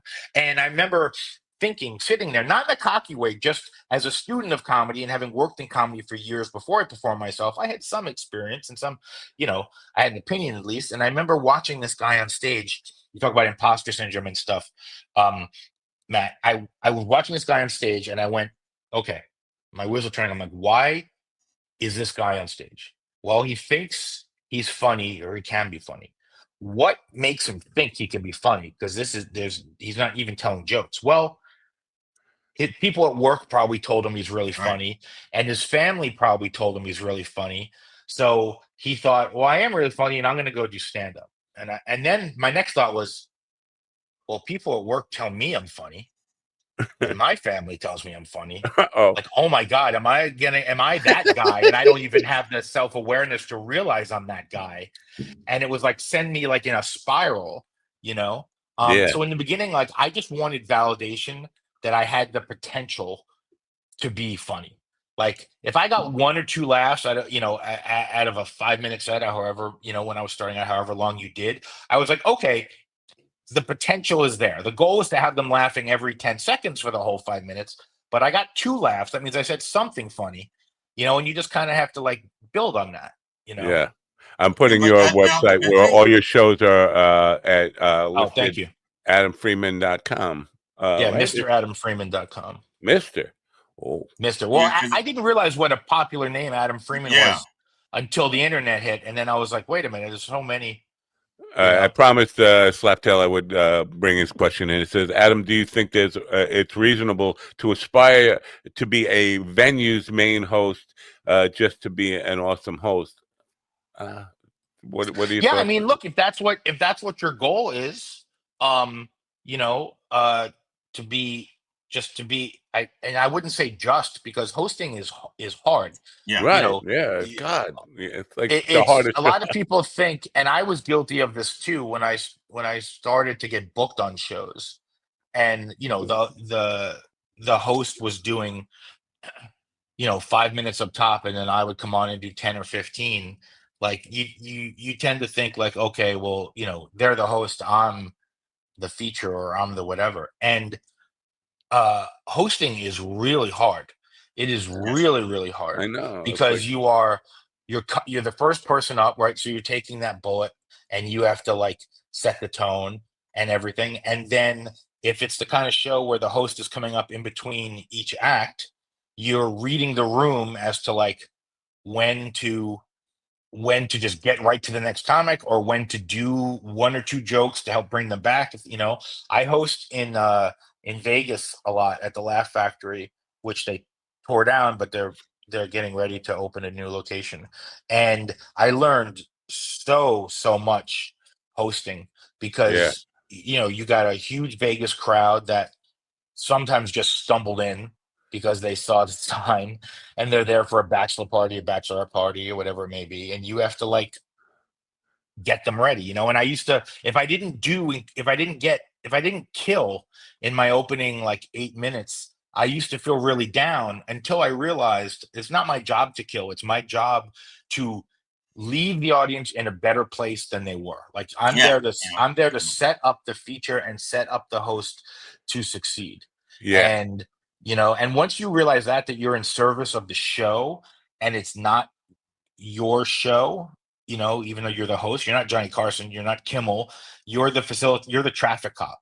Yeah. And as long as you can set the feature up, and set the headliner up to do well, and you represent the club well, then yeah, I think it's great to be As an empathetic person, my heart, there was 2 years ago, I went to 32 comedy shows at comedy clubs in 1 year. And always at the meet and greet, it's always the same. You see the headliner is getting all this attention. Maybe the feature will get some attention. And there's the host in the corner with his CD that he just put out. And nobody's talking to him. And I feel like, oh my God, I feel so bad for this person. They're there, and they have to be there. They're obliged to be at the meet and greet.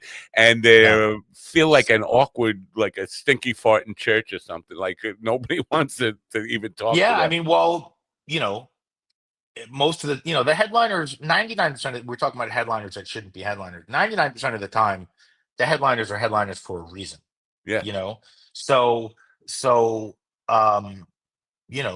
people want to talk to them because they're either the person they came to see, or the name, or they were just the funniest on the show. They earned that slot, right? The host is kind of a thankless position, because lots of times you're starting your set, people are still being seated, they're ordering their drinks, they're not really paying attention again, and that's getting back to what you were saying about people like running their own rooms. That's one of the biggest mistakes that I see, is beginning comics start to run their own rooms because they want the stage time, but they do too much time. Meaning that, like, I ran a room for about a year and a half that I did these charity shows called Subculture Comedy that I'm actually thinking of bringing back. And it would be me and like 3 or 4 comics. But I treated it, even though it was my show, my room, I treated it like I was in a club. So I would do like 8 to 10 minutes up top, and then the first comedian would come up and do like 10 or 15, and I would come up in between. And if they killed, it was just all right. Give it up for Matt. You ready? Here's your next comic, and just keep the show moving. If Yeah. they didn't kill, I did 1 or 2 jokes trying to like get a laugh, and then bring the next. But I've been on shows where the host does it's their room, and they do 20 minutes at the top. And then the first comic comes up and does 10 minutes, and then the host comes up and does another 10 minutes and another. It's like those people, like it's like the struggling musician that opened a bar just so he could play. Yeah, And it's like it's death. from an audience perspective. When you start looking at your watch, thinking, "Well, this show is too long." When I went to see Attell, there was 6 other acts on the bill, and Attell does he does an hour and 15 minutes. So I know that's coming at the end, but in the meantime, each feature or opener and people were doing like half an hour, and like, wait a minute, this is going to be way too long a night. And I don't care how much you are a fan of anything. 3 hours or something, it's just too long a show. It's like a No, great. you can only the audience gets laughed out. Yeah. They either get laughed out or they just get tired because the people aren't funny enough. My ass starts hurting from the fucking chairs. That's I'm old. No, I think if you're going to a huge venue to see, a Sebastian or whomever, I think, you know, just under 2 hours. You get opener does 20 minutes, and then an hour 15 or so, for the headliner. That's perfect. If I'm in a club or if I'm running a show, like 90 minutes tops. Like I would much rather, again, and if you're running a show or you're doing a local show or even a business and you're trying to build that following, you would much rather like leave them wanting more, right? Than just be exhausted. Because you want them to come back. So I would rather have a 90-minute show that people walk out going, "Oh, I can't wait till next week." You know? Kyler, who was our previous guest, if I could open a cannabis consumption lounge nightclub, I would definitely take the. Now I have been proposed to produce some shows at a dispensary, not just a dispensary, but Weed World, which is actually a complete area of endless dispensaries. I just don't know how that's going to go over because they're not built. Comedy clubs have a distinct atmosphere. It's dark. The chairs are close together and all that. Cannabis clubs are wide open rooms, well lit, all that kind of stuff. I'm not sure how it will go over, but it's something I'm considering doing. Yeah, comedy. The environment means so much to comedy. Yeah. I just did a show on Friday night. There's a this party like promoter throws these big huge parties, and he has stand up and he has like food trucks and magicians wandering around, and it was me and 4 other comics and the other I loved being on the bill. I always love being on the bill when I'm like the one person you don't know, because that means that like I'm playing with, it's like playing basketball. You want to play with better players, right? So I was very excited because these were all known headliners and I was the only person that no one knew. um and the party was great. It was thrown great. The audience was great. Just the room was kind of cavernous, and it was a struggle because you get lost a little bit. The ceilings are super high. On stage, I thought I bombed. I came off stage so bummed. And a lot of the other comics were like, "Oh, that was great. That was great." And they were comics that wouldn't they have no reason to say that to me, Right. if they didn't think it went well. And I was like, "Really?" They're like, "Yeah, the laughs aren't coming towards the stage. You can't hear it." And then on the way out, I was like so many audience members stopped me and shook my hand and took pictures, and I was like, "Were you seeing the same show that I did?" Because I did not think that went well, and because of the environment. To your point, Matt, Yeah. it's like it was just, and also I'm not a fan of comedy shows where you're not there to see the comedy. Yeah. Comedy is, if you're going out to a bar, like I play in like a all like dad like cover band, right? Um as like a hobby. And we always say like we're the jukebox. Like no one's there to see us. We're gonna shut up, play the hits. If we don't play a song, if you don't know every word to the song, Right. right? Because we're not there to indulge ourselves. We're there to play American Girl, whatever's, whatever's gonna make people, dance. And we recognize we are not the draw. We're in the corner and don't play too loud because they can't hear themselves talk and don't Right. whatever.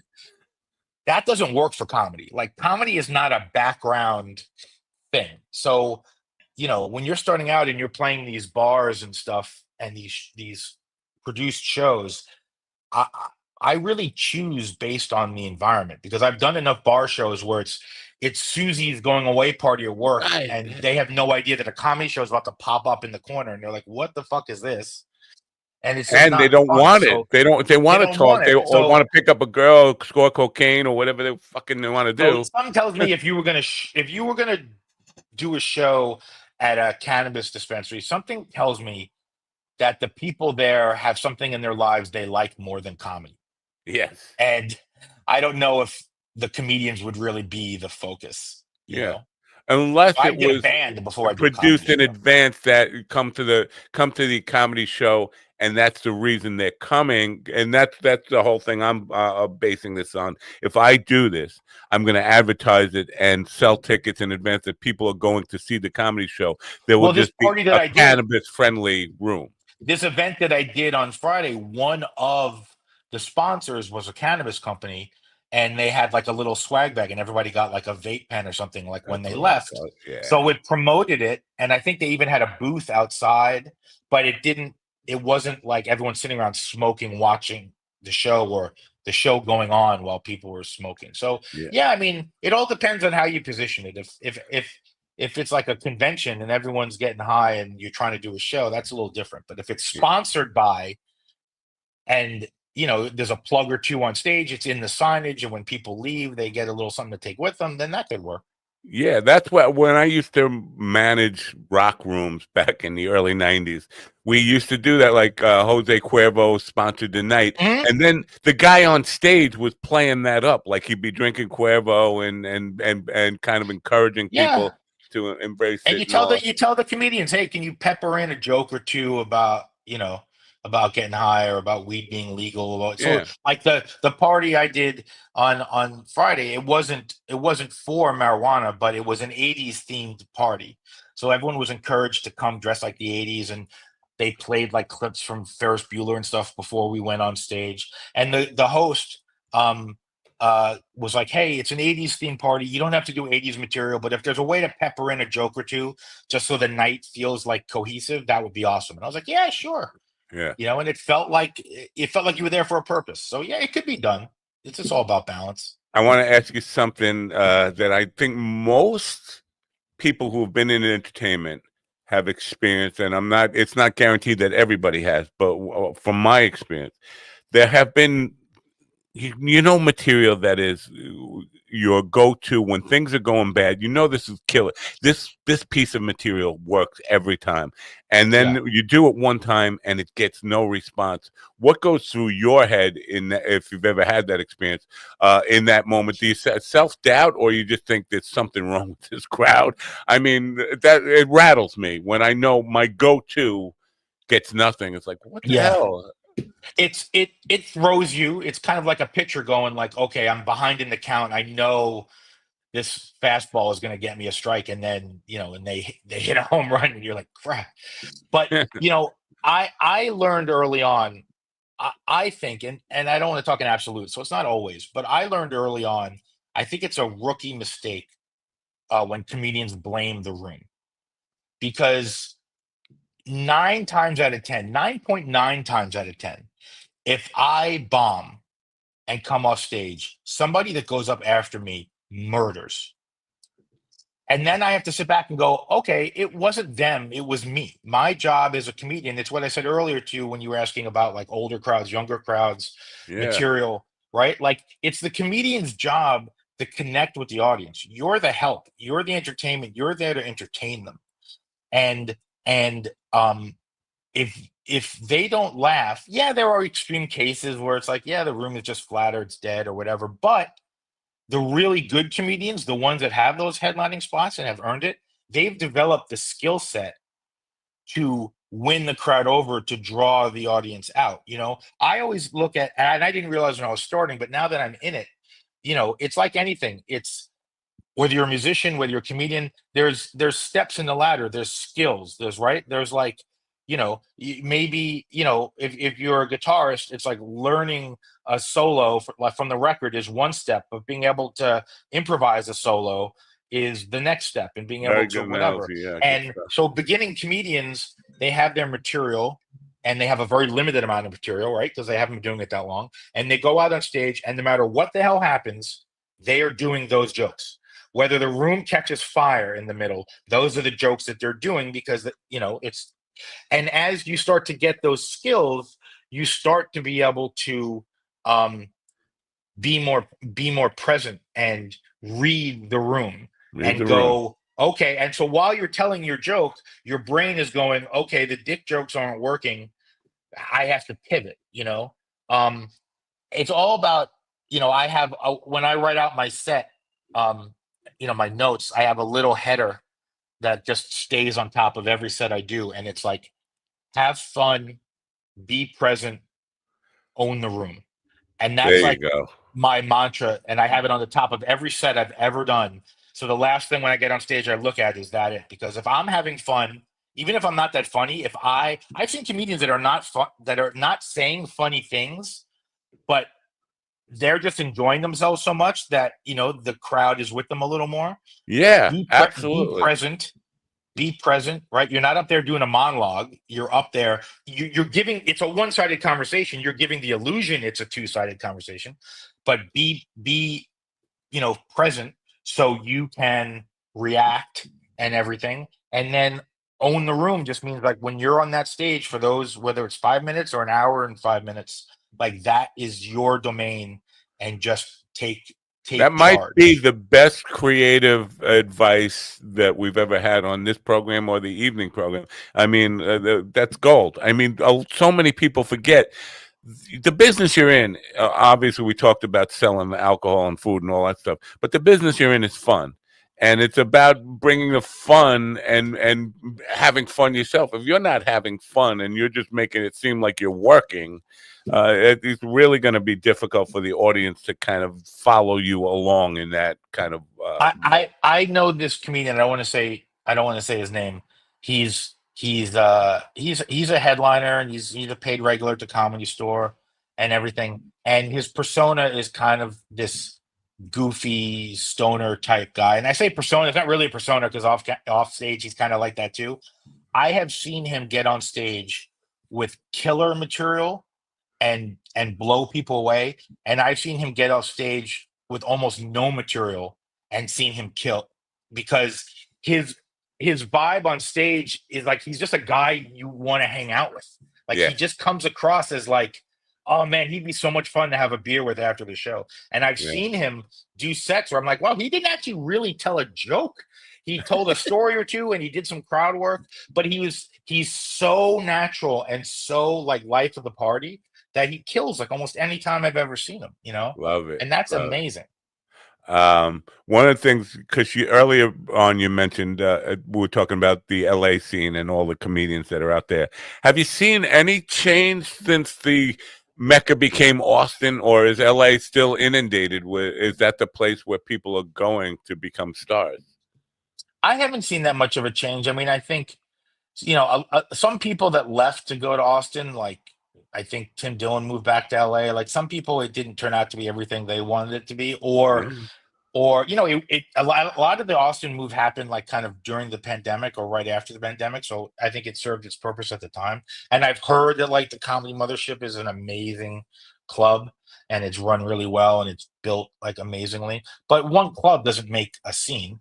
Yeah. So and I'm sure there are other clubs. I haven't heard of them yet, but um I didn't see a difference. I don't think Austin affected LA at all. I think I I think don't what think I'm it seeing affected in New York either at all.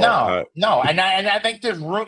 I want every city to be a comedy hub. Like that's amazing. I love when I meet someone that came up in Chicago or came up in Detroit, and then um, it also means if it means that for when you go on the road, there's great cities to go to. Yeah. But in LA, what I've seen more and more is I've seen more and more uh, the influencers, like and look, and they can be very funny on TikTok or on Snapchat or whatever, but it's a different medium, and Right. you have a lot of these people that do these shorts or these 8-second videos, 10, 12-second videos. It doesn't translate to being to writing a well-crafted joke or a bit. Yeah, totally um get it. It's not the it's same. it's and the most frustrating thing about LA, and I think people would say this everywhere, is kind of the gatekeeping. It's harder than ever to break into these clubs. It's kind of like the clubs used to almost be there was like a face to the club. There was an auteur almost like running the club. There was the Comedy Store was Mitzi's vision. The Improv was Bud Freeman's vision. You know, Jamie Masada was super involved. In the Laugh Factory, and so you knew that's who I need to impress, and that's who I need to get passed by to get booked at this club. And now at these clubs, the bookers change like every 6 weeks. So, oh, spent, you know, I just spent 8 months, kissing up to Matt to get booked at the club. And now Matt got fired. Who the hell is this, is this GD guy? I don't know who the hell these people are. Or there's like almost like a farm system, and which is fine. But at my age and my stage of my career, like I'm not going to stop everything to go be a doorman at the Comedy Store hoping that I can work my way up. Yeah. If I was 22, 23, like, yeah, that'd be awesome. But it's harder and harder to get into these clubs because there's just that barrier. There's like they're very insular. They have their own, they're looking out for themselves and their friends. And I feel like there's not a lot of new talent is breaking through. In the last couple years, I can only think of 2 or 3 people from like my generation of people that started comedy when I did that are starting to get bigger and bigger shows. Otherwise, everyone's getting kind of like shut out. Yeah, you know what? It's so hard to understand when I see people who are really judgmental about how their career is going. My friend Erica Rhodes, I'm sure I you're know Erica very familiar. well. She's Yeah, amazing. she down on her career, but she is on television. She's got specials everywhere, but still not feeling like she's making it. Like Well, where does it do you where does that when does it well, get to the some puberty? people feel like they never. Some people feel like they never make it. Yeah, Erica should be from where I'm proud. sitting. Erica should be really proud. Yeah, I yeah, mentioned how I did my own room for a year or so. I booked Erica on one of those shows. And the mere fact that, I booked her on that show 2 years ago, and now I probably couldn't book her, that right, means she's trending in the right direction. right, The absolutely. another comedian to really look out for your viewers, besides Erica Rose, who's amazing, a young woman named Kelly Ryan. I know. She and I started about the same time. She did 1 or 2 of my shows, and now she's a paid regular at the Comedy Store. She just toured the world, opening up for Anthony for Jeselnik. I mean, she played like the Sydney Opera House, I think, like with Jeselnik, Wow. and um, and those are the people that I get like excited for. Like, I'm not a jealous type. I'm only a jealous type when I think someone is not talented, and I'm like, crap, why they're not? That dude's not funny. Why is he whatever? Yeah. Erica, such a huge fan of. Kelly, I'm a huge fan of. There's another young woman named Christy Quinn who started out hosting shows I was on, and now she's at the Improv and the Comedy Store, and she's just worked her ass off, and she's really funny. Ladies are making a bigger dent than they ever have before in comedy, and They definitely are, and it's way overdue. yeah, And it's actually like they're using what the challenges were to their advantage, meaning that you know, so many people have this bias and this bullshit that, women aren't funny. So when you have an Erica or a Christy or a Kelly Ryan that are really funny, they always over deliver to the audience, because the minute they walk on stage, there's that BS predetermined, like, oh, it's a female comedian in some Yeah. people's minds. And then they come out and they murder, and it's like they have a fan for life because it was so unexpected because of that person's bias, you know. Yeah. So yeah, I mean, women are. I just watched Sarah Silverman's last special, Postmortem, Wow. was genius. Yeah. So do you Ladies are watch killing a it. lot of comedy? Because the reason I'm asking this is because you brought up Jeselnik and just really passing there. But last week there was a clip I watched of Jeselnik where he was, who the hell was he angry at? Somebody for doing too much crowd work. I forget who it was. But the point was, I was thinking, are you mad as a consumer, like an audience member watching it, or why do you care what they're doing? Or are you As mad crowd work? that yeah, like he was mad that somebody was doing too much crowd work. He hates it. And I like, do you hate it as an audience member, or you did hate it as a comedian? Because it's easy if you hate it as a comedian just not to do it yourself and just screw those people who are Well, doing the crowd work is really interesting, and a lot of people have opinions on it. I mean, here's my opinion. Crowd work is good. Crowd work is really, really hard, and the ones that are good at it, like anything, they make it look effortless. So, if to me in the end, if it's funny, it's funny. Like, you know, so as long as they deliver, it's fine. Crowd work has been getting very, very decisive within the comedy community for a couple of reasons. One, comedians, you've heard the term like burn their material, right? A lot of comedians, they need to have a social media presence. They need to put stuff out all the time, but they don't want to put their material out because they don't want you coming to the show and you've heard it already.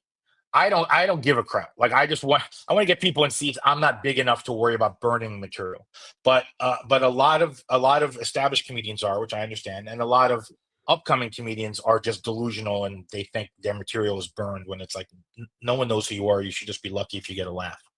So what ends up happening is these clips go viral, right? Matt Rife is a perfect example, and I'm not shitting on Matt Rife. I think he's very funny, and he has worked because he's a young guy. People think he's just new and he's good looking, and he's worked his ass off to get where yeah. he is. But because they don't want to burn material, they record their shows, and then there's a little crowd work interaction or something, and they put that online, and it blows up, and that's great. But then what's ended up happening is like the cart is leading the horse, meaning that people are starting to do more and more crowd work, hoping to catch that little gold, and be able to put it online. Yeah. So the club owners are getting pissed because they're booking, you know, established headliners like the Comedy Store. Let's say Comedy Store is like a showcase type club. So whether you're Jesselnick, whether you're me, or whether you're, whatever, you do 15 minutes, on that main stage. It's like bam, bam, bam, bam, bam. And so for those 15 minutes, they're expecting whoever you are to come out and kill. And these comedians are coming. They're setting up their phones or their video cameras in the back of the room to record their show. And they're doing mostly crowd work, hoping to get that little thing of gold. And the thing is, most crowd work is not very good. Yeah. So now, instead of killing for 15 minutes, they're doing 5 minutes of material and 10 minutes of searching for what they hope will become a viral thing. And I think that's probably what Jesselnick is referring to. Is Fair their hope, enough. That makes sense. yeah. Or I- comedians don't have enough material, and they're doing crowd work and they're not good enough to be doing it. Yeah, I think it also is dangerous in the mindset that you create for an audience. Like, an audience gets it into their mindset that I'm going out to be part of a show tonight.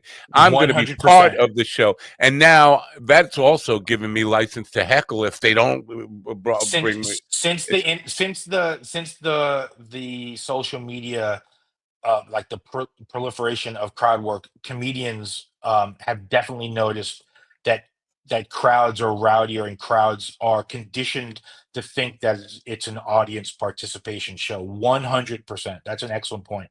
And crowds are talking more, they're yelling out things more because they think they're part of the show. And they're not 100% at fault, because all the clips they're seeing online is someone yelling something out and then getting roasted or having a conversation with Matt Rife or whoever it may be. So it's become a problem.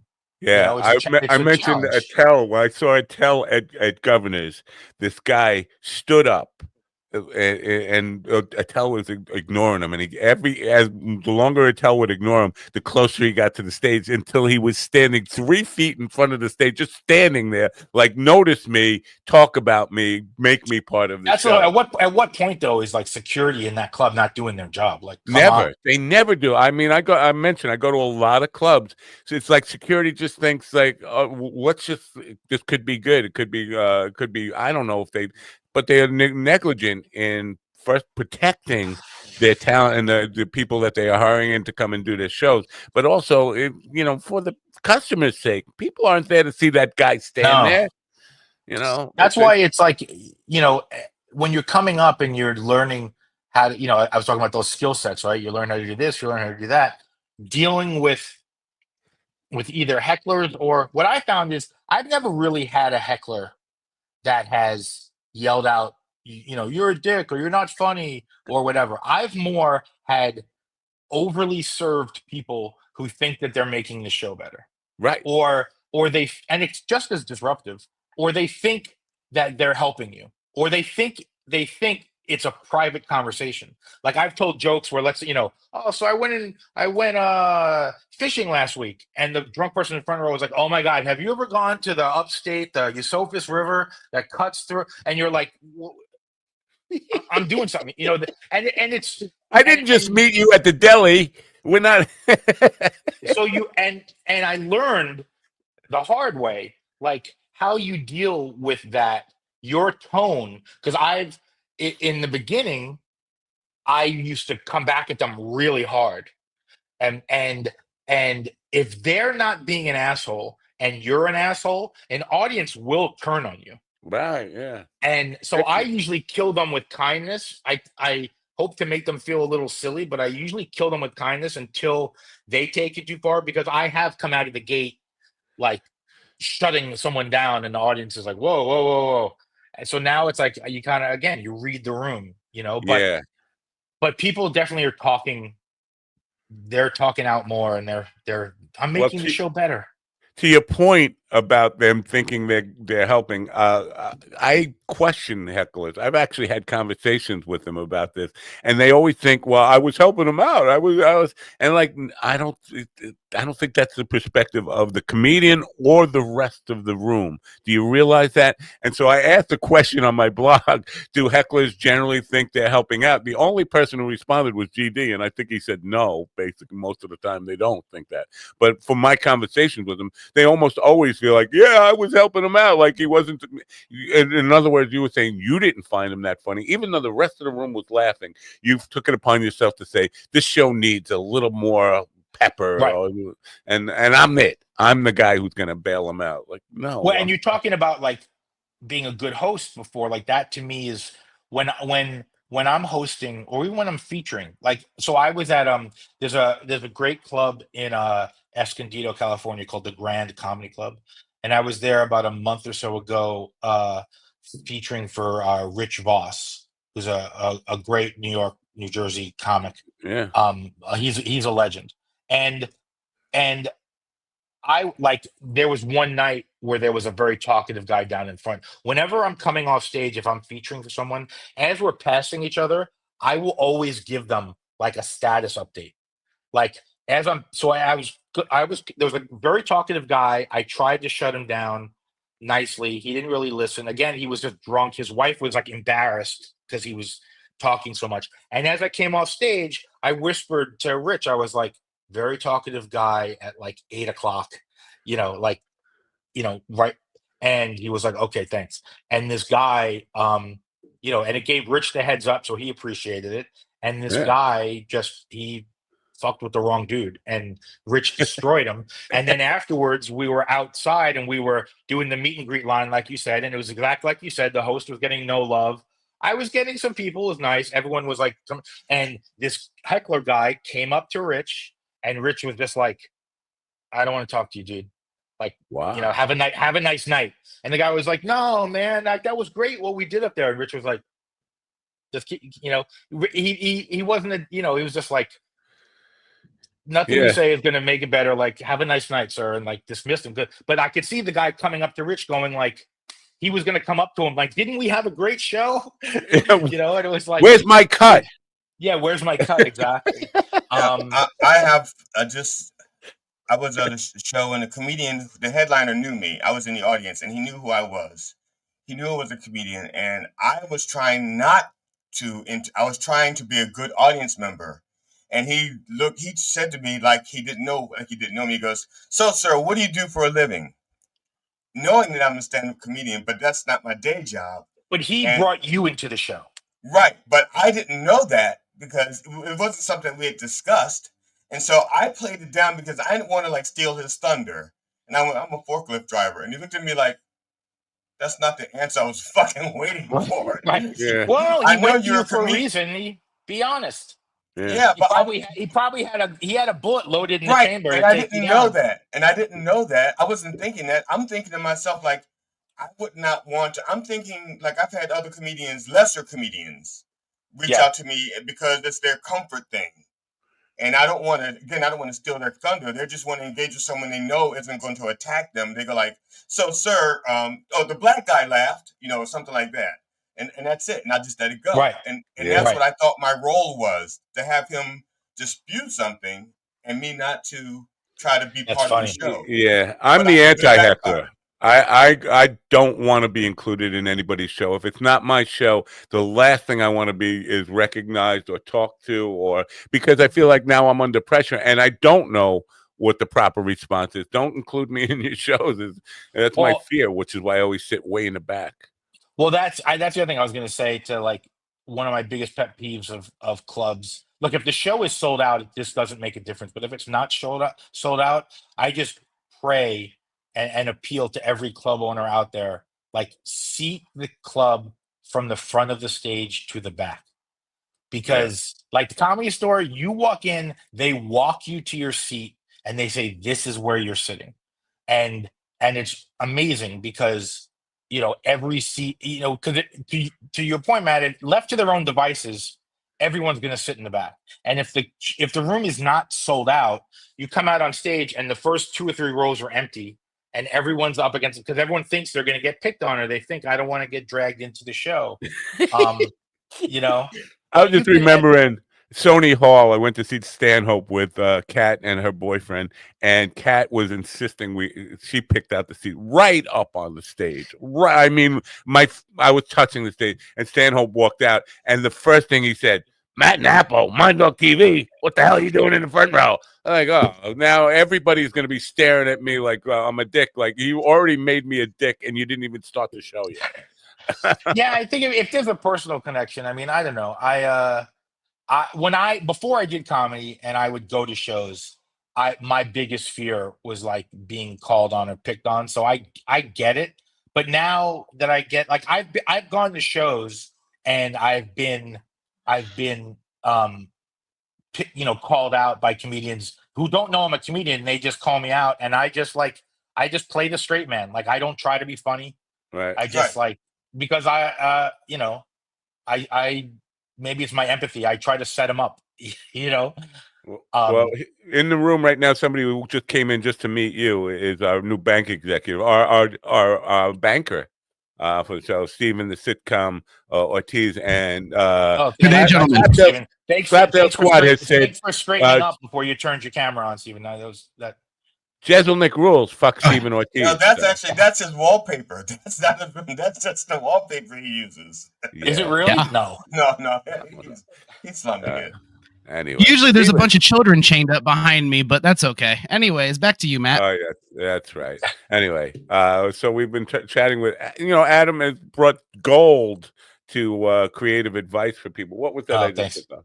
Anyway, you've been a great guest again. Now, I'm going to say that please don't wait 5 years before you come back. Now, it doesn't.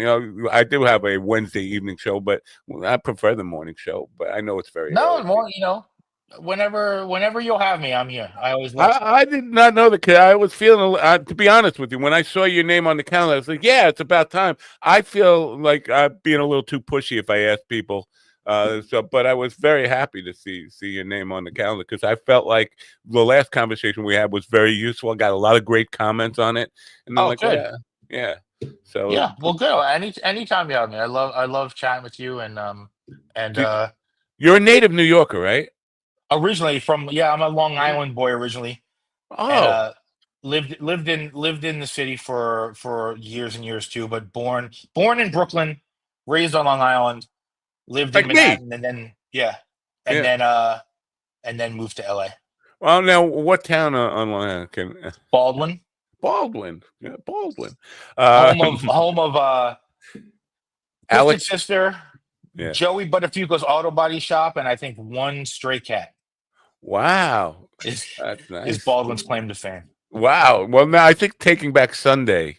Oh, are they? That was after. Are they from Baldwin? Really? Baldwin or Rockville Center? I'm not sure, but Okay. I think half the band is from Baldwin anyway. Oh, okay. Very cool. But yeah, I mean, because we are on the Governor's Comedy Network. Governor's has three clubs on Long Island now. Tell them to book me. I will. That's why I'm bringing this up because I know they listen. And they have a new place out in the Hamptons, which is a theater where they're having a lot of big name headliners come out there. So there's opportunity here. So I would definitely love to see. First comedy club I ever went to was Governor's. As an audience member, I saw Carrot Top. You're not old enough to have experienced East Side, right? East Side comedy was the precursor. No, I don't think so. Yeah, I don't think so. I'm exposing. You're dating yourself. Friggin' old I am. Yes. Anyway, thank you. Comedy Club that used to be there, right? Yeah. Thank you very much for being part of the program, man. Anytime. Have a great day. Appreciate it. At MrAdamFriedman.com. Freeman. I said Freed. Friedman. It's Freeman. Mr. Aaron. Yeah, Freeman. Anyway. Freeman. Yeah. All right. Thanks, have a great guys. day. Sorry, DD. Bye. Hey. We had to go with the bank. You bring money for us? Did you bring money? It went well. So we'll see. They said I'll hear. You brought money back for all of us. Either little end of this week or beginning of next week. I'll find out for sure. So. Will they let you take money home? Every 2 weeks in a paycheck. Oh. Now, did they say you have the job? Not definitively, but the cat they drawers can't say handicap yes or no until. Who says nice mustache? There is That's not a nice mustache. You mean this mustache? Because this doesn't even look like a mustache. Hold on, that's not a mustache. That's like cum stains. They say nice mustache. They have a handicap desk or a short desk that's ADA compliant, and the doorways are wide enough, and it all works. So, all right. Yeah, they're just sticking you along. Like they have everybody to hire you because otherwise they'd have done all that work for that one drawer for nothing. This is the mustache they want to see. Now that is a nice mustache, I have to say. It's the only thing good about it. Cumcatcher 3000. The what? What is it? 3,000? Cumcatcher 3000. Cumcaster? Cumcatcher. Cumcatcher? Rhymes with Comcaster, but Why don't you learn to speak without the marbles in your mouth? How about that? Or without my cock in your mouth. Oh my God! I haven't really abused you all week. It's been a full week, and I haven't abused you. Well, it's Monday. I forgot. It's been 2 days. No, it's been 2 hours, not 2 days. Anyway, it's a short week. 4th of July. We're taking off Friday. There's no show Friday. I don't know if I told you guys you were off without pay. Of course. Of course. All right. Thursday we have no guest book, but I'm working on it. Now, what's going on with our porn stars? You got any porn stars lined up for us? I've got no response from any of them. They must all just be having a hard week at work. I'm giving up on you. Send me because you know me, I don't know fucking who's who in the porn world. Send me a list of people that we should, relevant porn stars, and I'll see if I can get them on because I don't. You're failing. You're a failure. Does the bank know that you're a failure at getting porn stars? At a failure at getting porn stars, they are aware. They are aware. They are aware. Did you say that? I must. Yes, they were like, what's your strengths and what's your weaknesses? And I was like, my strengths, I'm loyal, funny. What's your weaknesses? I suck at booking porn stars and I come quick. So they were like, that's perfect for here. So that weakness, I don't never know how to answer that. The few times I've been asked that question, like, what are my weaknesses? It's like, take a look. I mean, my favorite is I love shit. This one of the ways I get them to laugh usually is like, what's one of your weaknesses? And I was just like, that I care too much. And then I just make like direct eye contact. I'm like, no, I'm just kidding. That's stupid. I still just kidding. I don't give a fuck about anybody. Customer service is key here. What's one of your weaknesses? I fucking hate people. Yeah, I mean, come on. Ask the people who hate me. They'll tell you. They'll give you a whole list of them. Why do you have to ask me? Why do you? If you want me to degrade myself, well, is that what here's I'm the here thing. for? The most ideal thing that could have happened in a job where customer service is a big deal happened while I was there. This guy was there doing his money thing at the counter, and then on his way out, he says hi to me. I say hi to him, and then we end up talking for 10 minutes, and they end up getting to see me. Wait, where do we hear about the part where you made arrangements to meet at Home Depot? Well, joke's on you. It's an ace. So. Oh, fuck, I'm sorry. I hate to diminish Ace in such a way. If just that, Matt, if you've been paying attention to the news, there's been too much negative attention drawn to Home Depot because of ICE. So nobody's meeting in Home Depot parking lots anymore. I did not know this. I'm not in between ICE and all the Republicans hiding over there. It's not safe for gaming or Mexicans. Republicans hiding at Home Depot? Yeah, they want to catch Mexicans and they want wood in their ass. Oh. That would be interesting to say the least. Now, anything about GD's mother you want to bring up? I would, but she's too far down to dig it up. No, instead of the Sorry, bank GD, thing. I love you, buddy. Yeah. And the bank thing, instead of going the bank route, or a Verizon route, or whatever kind of, why don't you go Adam Freeman's route? Basically working in show business. This is what I don't get about, because a lot of people need to take a day job. There's nothing wrong with that. I support anybody who wants to support themselves while they're pursuing what they really love to do. But there are opportunities within show business that keep your at least feeling like I'm still in show business. Why not? I mean, that. Yeah. Yeah, but you're going for a bank job. Yeah, it's perfect for a career in comedy, man. Is it? I'm off at 5 p.m. every day. I'm off weekends. Those are the working hours of a comedian. Right. So, and I have to be, and having to be at work by 8:25, that's not an early morning. So, I mean, if I'm 2 hours away, I get up at 5 a.m.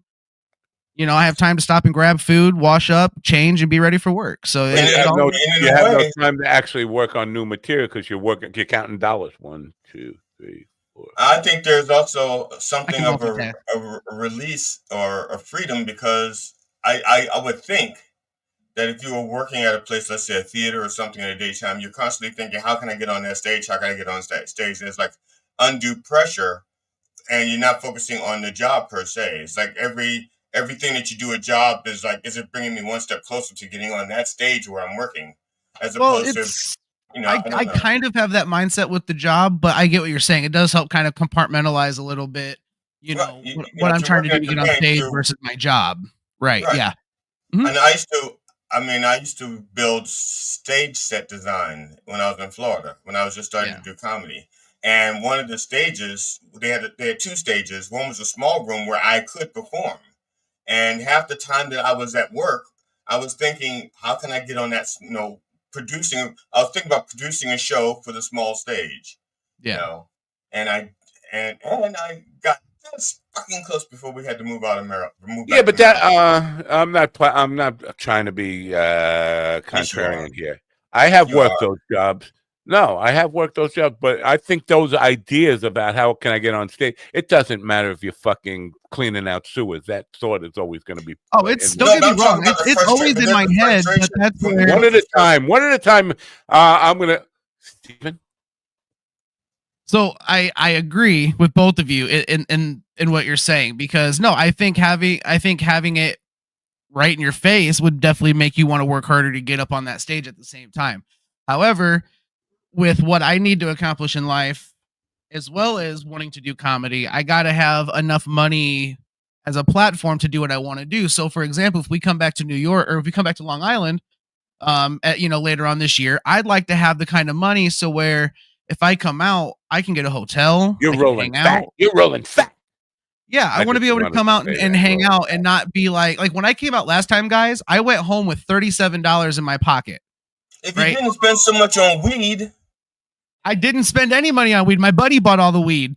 Well, I just like calling you rolling fat because that's what you are. My buddy bought the weed and I drove. Like, that was the deal. So, but no, I just want to be able to come out and have fun, or like I just have the money to be able to say, hey, I'm going to take a week and go to New York and hit some clubs, or I'm going to take a week and go out to Austin and hit some clubs or something. Like, I just want to have money to be able to live. Go out to New York and stop at the Amityville Horror House and take a picture. You know what? You know what I should do? I should go to New York and just for shits and gigs, do a Where Did Willie Go tour and just videotape everywhere Willie went.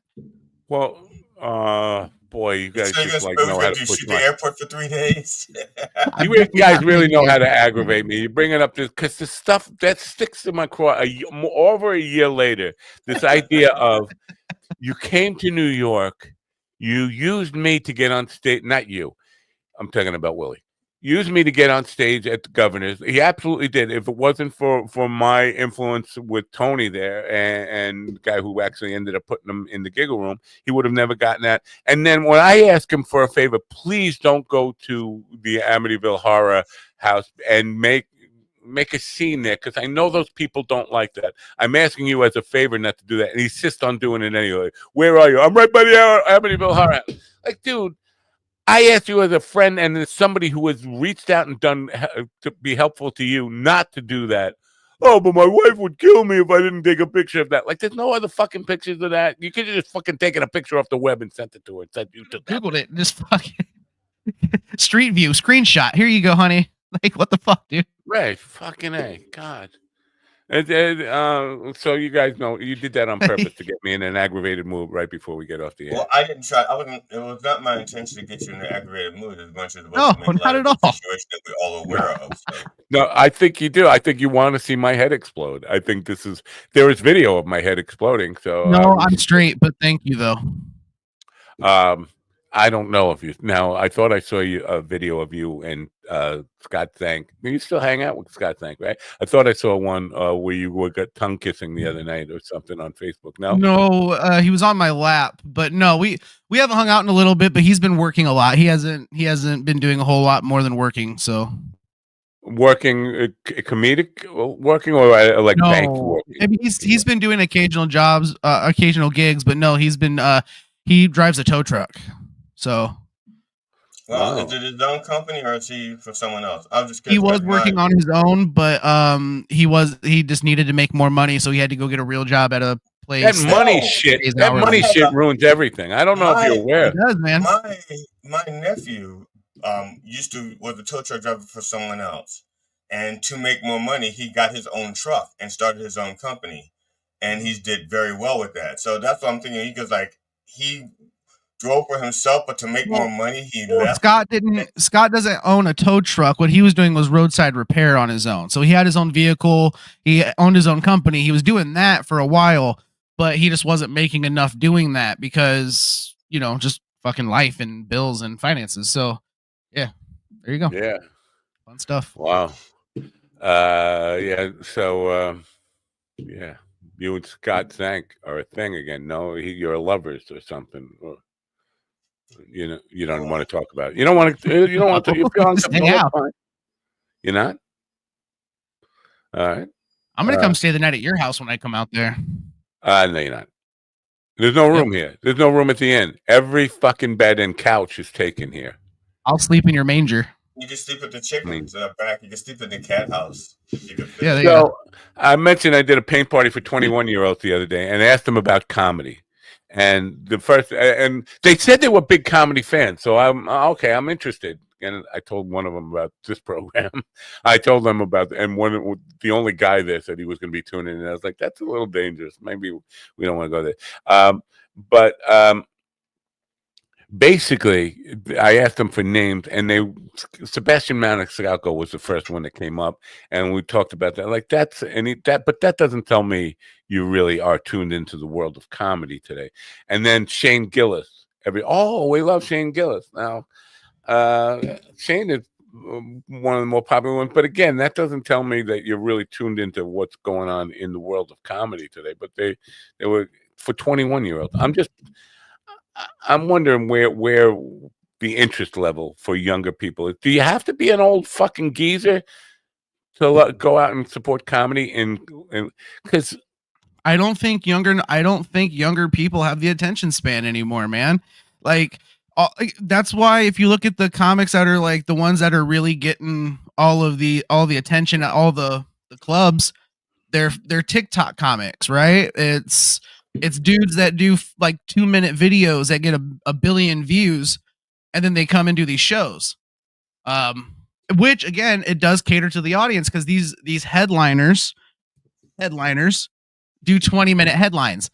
Like they come up, they do 20 minutes and they're done. And but the audience being that age and having such short attention spans are like, yeah, this was the best thing ever.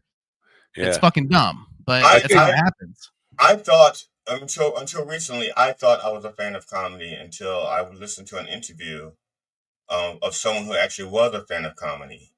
I watched them interview a comedian, and that's when I realized I'm not a fan of comedy. I'm a fan of laughing. And it just so happens that comedians, are some of the people that make me laugh, like movies and things like that. Otherwise, because I'm not a fan of, I don't give a shit about comedians or people who make the work. I don't, and I think a fan. If you talk about honestly, somebody mentioned Reconstruction comedy to me, and I thought they was talking about comedy around the time of slavery. And that's not what Reconstruction comedy is. What the fuck is Reconstruction comedy? But then you're not a fan of comedy either, is what I'm saying. No, I'm just saying. If you knew anything about comedy. Yeah. If you know anything about comedy. There's a student of comedy as well, I guess. So I guess I'm not a fan. I'm not a student. I'm just somebody who just likes to laugh. The reason I don't consume as much stand-up as I probably should is because I fear having too much influence leaking into my own shit. I don't want to mimic or mirror anybody. That's why I use that as an excuse for not listening to the radio earlier in my career when I was writing music. I don't want to be overly influenced because I'm definitely easily influenced and can start to try to copy what I'm hearing on the radio. I'll mimic mannerisms and stuff, and it's I fall into that very easy. So I don't. So I just don't. For example, I'm a big Shane Gillis fan, and I catch myself occasionally holding the mic like this, like he does, and it looks fucking dumb. It's not a look for me, but I do it sometimes, and I'm like, fucking stop, ew. Well, Steven, you should come to the realization no matter how you hold the mic, you're going to look dumb. So just come to the realization and just hold it so you're comfortable and people can hear you. That's all. Wow. Yeah. I think CD just insulted you. I'm not sure. No. I can't tell if he insulted me or if he's just really wanting me to take them dreads for a spin. What I got from that is Mike or not even just like walking or rolling down the street, whatever you do, you look dumb. Because he basically said you look dumb no matter what. Is what he said. No, see, I don't think I said play that. back the tape. Let's play back the tape. You look dumb no matter what. And Stephen, I'm getting tired of you taking my joke and using it against me when I'm talking about using my hair as a sex accessory. Okay. As soon as you said using your dreads to steer for oral, I immediately thought, cool, and I'm going to put my dick in there first. And I've been doing that on stage for like 6 or 7 years. And I'll never use it on stage unless you're on stage with me. No, and then I'm going. It's game on. As soon as you make the joke, I'm going to be like, "Cool, I'm next." Game over. Who is this BG 25? I don't know who BG is. Because they're taking Steve's side. Leave Steve alone. Now it's Stevie or Steven Well, I like to call him Stevie because of his little Tantally thing and his little AI girlfriend, whatever fetish. Is it a fetish? Whatever it is. She's real. She's not AI, but right. All right, fine. I thought I learned this lesson last time. When Matt has an old friend on the show, I should realize that my job is to shut the fuck up and just listen. Let them have their way with each other. That's been generally my mindset when Jackie comes on, because I know they're old friends and I don't want to like. But no, I get that now. Jackie, you would not have the option of even considering that. Basically, BG, who are you? Go skateboarding today. Is today National Go Skate Day? I don't know. You know, tomorrow, Wednesday is the actual. Do you know this? Bill Rhodes would know this. Wednesday is actually Independence Day, not Friday, not July 4th. It's July 2nd. Did you know that? Why? You sound like every kid I ever punched in school that was like, actually, Independence Day was on July 2nd. And I'm like, you know what? Just fucking put your book down. Shut up. And as far as I'm concerned, it's June 19th. So fuck all y'all. June 19th. As a future banker, thank you for the day off, GD. You don't get the day off, right? Banks don't get. Yeah, the banks do. Really? I thought it was. Yeah. Maybe they used to. It's a national holiday. It's not a national holiday. It is. Yeah. It's not. It is. It's a national holiday. It's not an observance. That's why Trump couldn't cancel it. It's not an observance. It's a national holiday. Right. The Fed's closed too. Right. Yep. Post office. These are the results. While Juneteenth is a federal holiday established by Congress and cannot be canceled by a president, some cities and states are scaling back or canceling Juneteenth celebrations. Wow. Very good. So you were right. I'm wrong about that. It's a federal. Now, he can get his Congress to undo anything, though, right? Because now, if this bill goes through, then King Trump can absolutely have it erased. Yeah, today. So after today, everything's off the table. Everything is off the table. We're in a This is why I have to go back to work. I have right now. I have no medical coverage. I have nothing. I'm fucked right now, dude. A lot of people are in that same boat. A lot of people are in that same boat, and being in the same boat with you. There's a lot of people who can't work that are really fucked. So I feel bad, man. But that's why I have to go back to work. I'm lucky I can. Instead of trying to get money from the government, everybody should be just trying to get a boat. Because if everybody's in the same boat, there's not going to be enough oars or resources, and it's going to tip over. True, but you might not have enough whores, but there are boats and hoes. So. There's a saying that a boat is a hole that you throw your money into. A boat is a hole in the water that you throw your money into. So is a wife. Yeah, but a wife is not a hole in the water. A boat is a hole in the water that you throw your money into. A wife is a hole with water. If you're doing it right. Unless you're Ben Shapiro. I can't wait till we get some comedians on it. Oh, you guys are comedians? Sorry, I didn't know. No, I'm not a comedian, and I do not claim. No, he's a certified humorist and hobby gynecologist, and I'm a comedian. Okay. But you're not a certified comedian. Who does the certifying? I don't know. There you go. So anyway, that's the show for you, folks.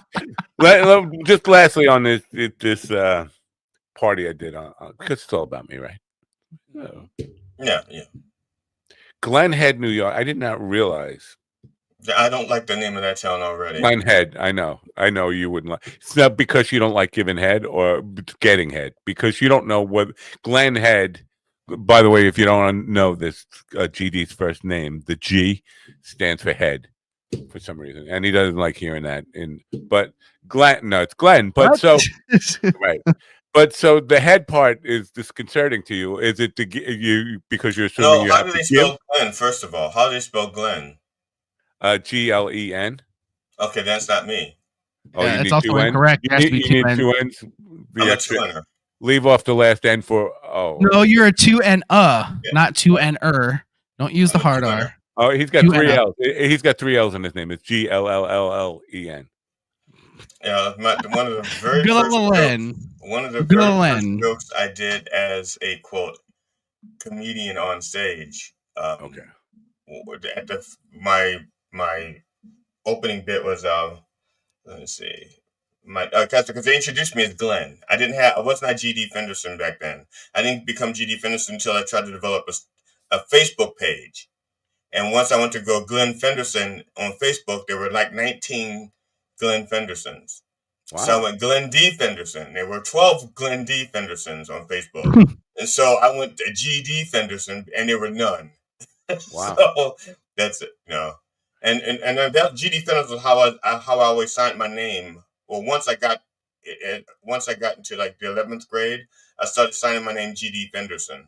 Right.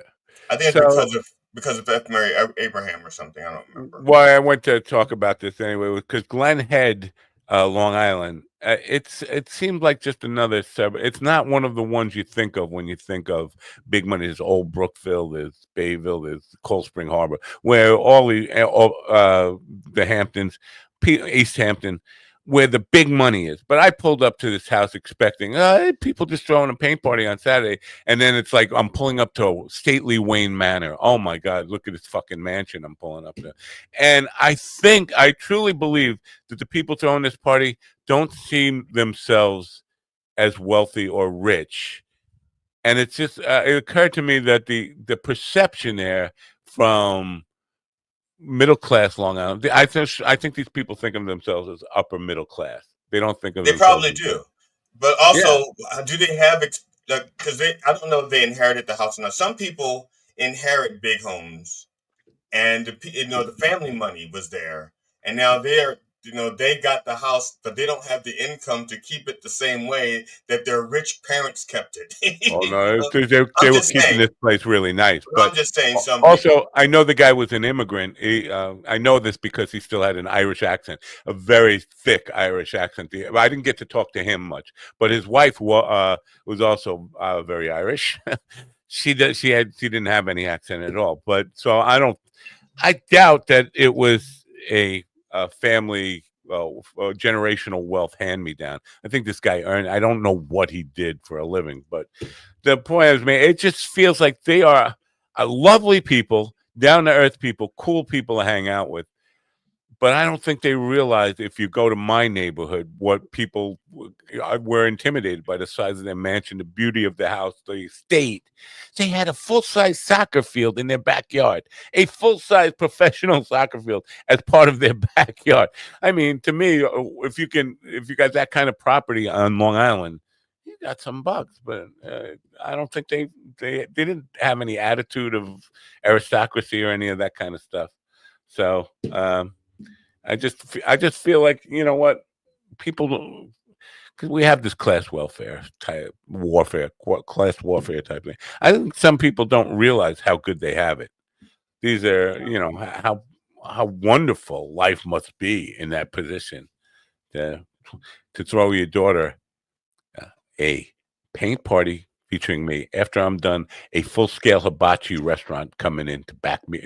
I'm an opening for hibachi. I'm the opening act for hibachi. The woman said to me, please, we are not looking for art lessons. We're looking for party. I said, that's good, because I don't do art lessons. I do parties. That's all I ever do. What is GD's website? It's blocked. Is it blocked? Oh, no, my website is so GD funny. That thing there is for a show I'm producing. It's plausible.com. PLAUZZABLE.com. Thank you for asking. That gig salad thing, is that what you're talking about? The gigsalad.com. That's where I can be booked for private parties. Is that what's blocked? Is that in person? Not blocked. I think it's blocked by what? His head. He's talking about plausible.com/GD Fenderson. That's for a show. That's blocked? Not blocked by my head. Oh. And I'm going, Max, I was noticing that, and I'm going to adjust it. I'm going to redo this so that. See, when he said blocked, I'm thinking you can't. It's an internet thing, like Google is giving you a security notice or something. If you want to book somebody hilarious who's not exactly a comedian, go to gigsalad.com/GD Fenderson, because here's the deal, right? Here's the deal. Oh, why that's 10 book? cents. Twice. Why book me when you could book him at 3/5 the cost? That's the question you should be asking yourselves. That's not how it works. You sure? No. He's a free man, which is free. Oh, anyway, shit. Yeah, so I guess that's the show for today. Tomorrow, Dante Therese is going to be our guest. Dante's an author who is a friend of mine, a little crazy, but you have to be crazy to be a friend of mine, right? I think she's she's from Pennsylvania, not from Michigan or wherever. But Pennsylvania, not Michigan or wherever. Where's she from? Yeah, well, I'm just thinking there's a connection there between Kalamazoo, Michigan, and Pennsylvania or wherever. So yeah, and Wednesday, I think this was the highlight of the week of comedy-wise. I don't think we have any more comedy the rest of the week. That's sad, right? I'll be here the rest of the week. Yeah, well, that's what I mean. I don't think we have any more comedy the rest of the week. Matt. You have anything you want to tell people? Yeah, don't forget to turn on your radio. No, I'm going to forget. I'm going to forget to do that. Oh, okay. Do we have to play that? Can I play something a little different? I don't have another song queued up. Can I scantily recommend Tantally? That's fine. Let's go with that.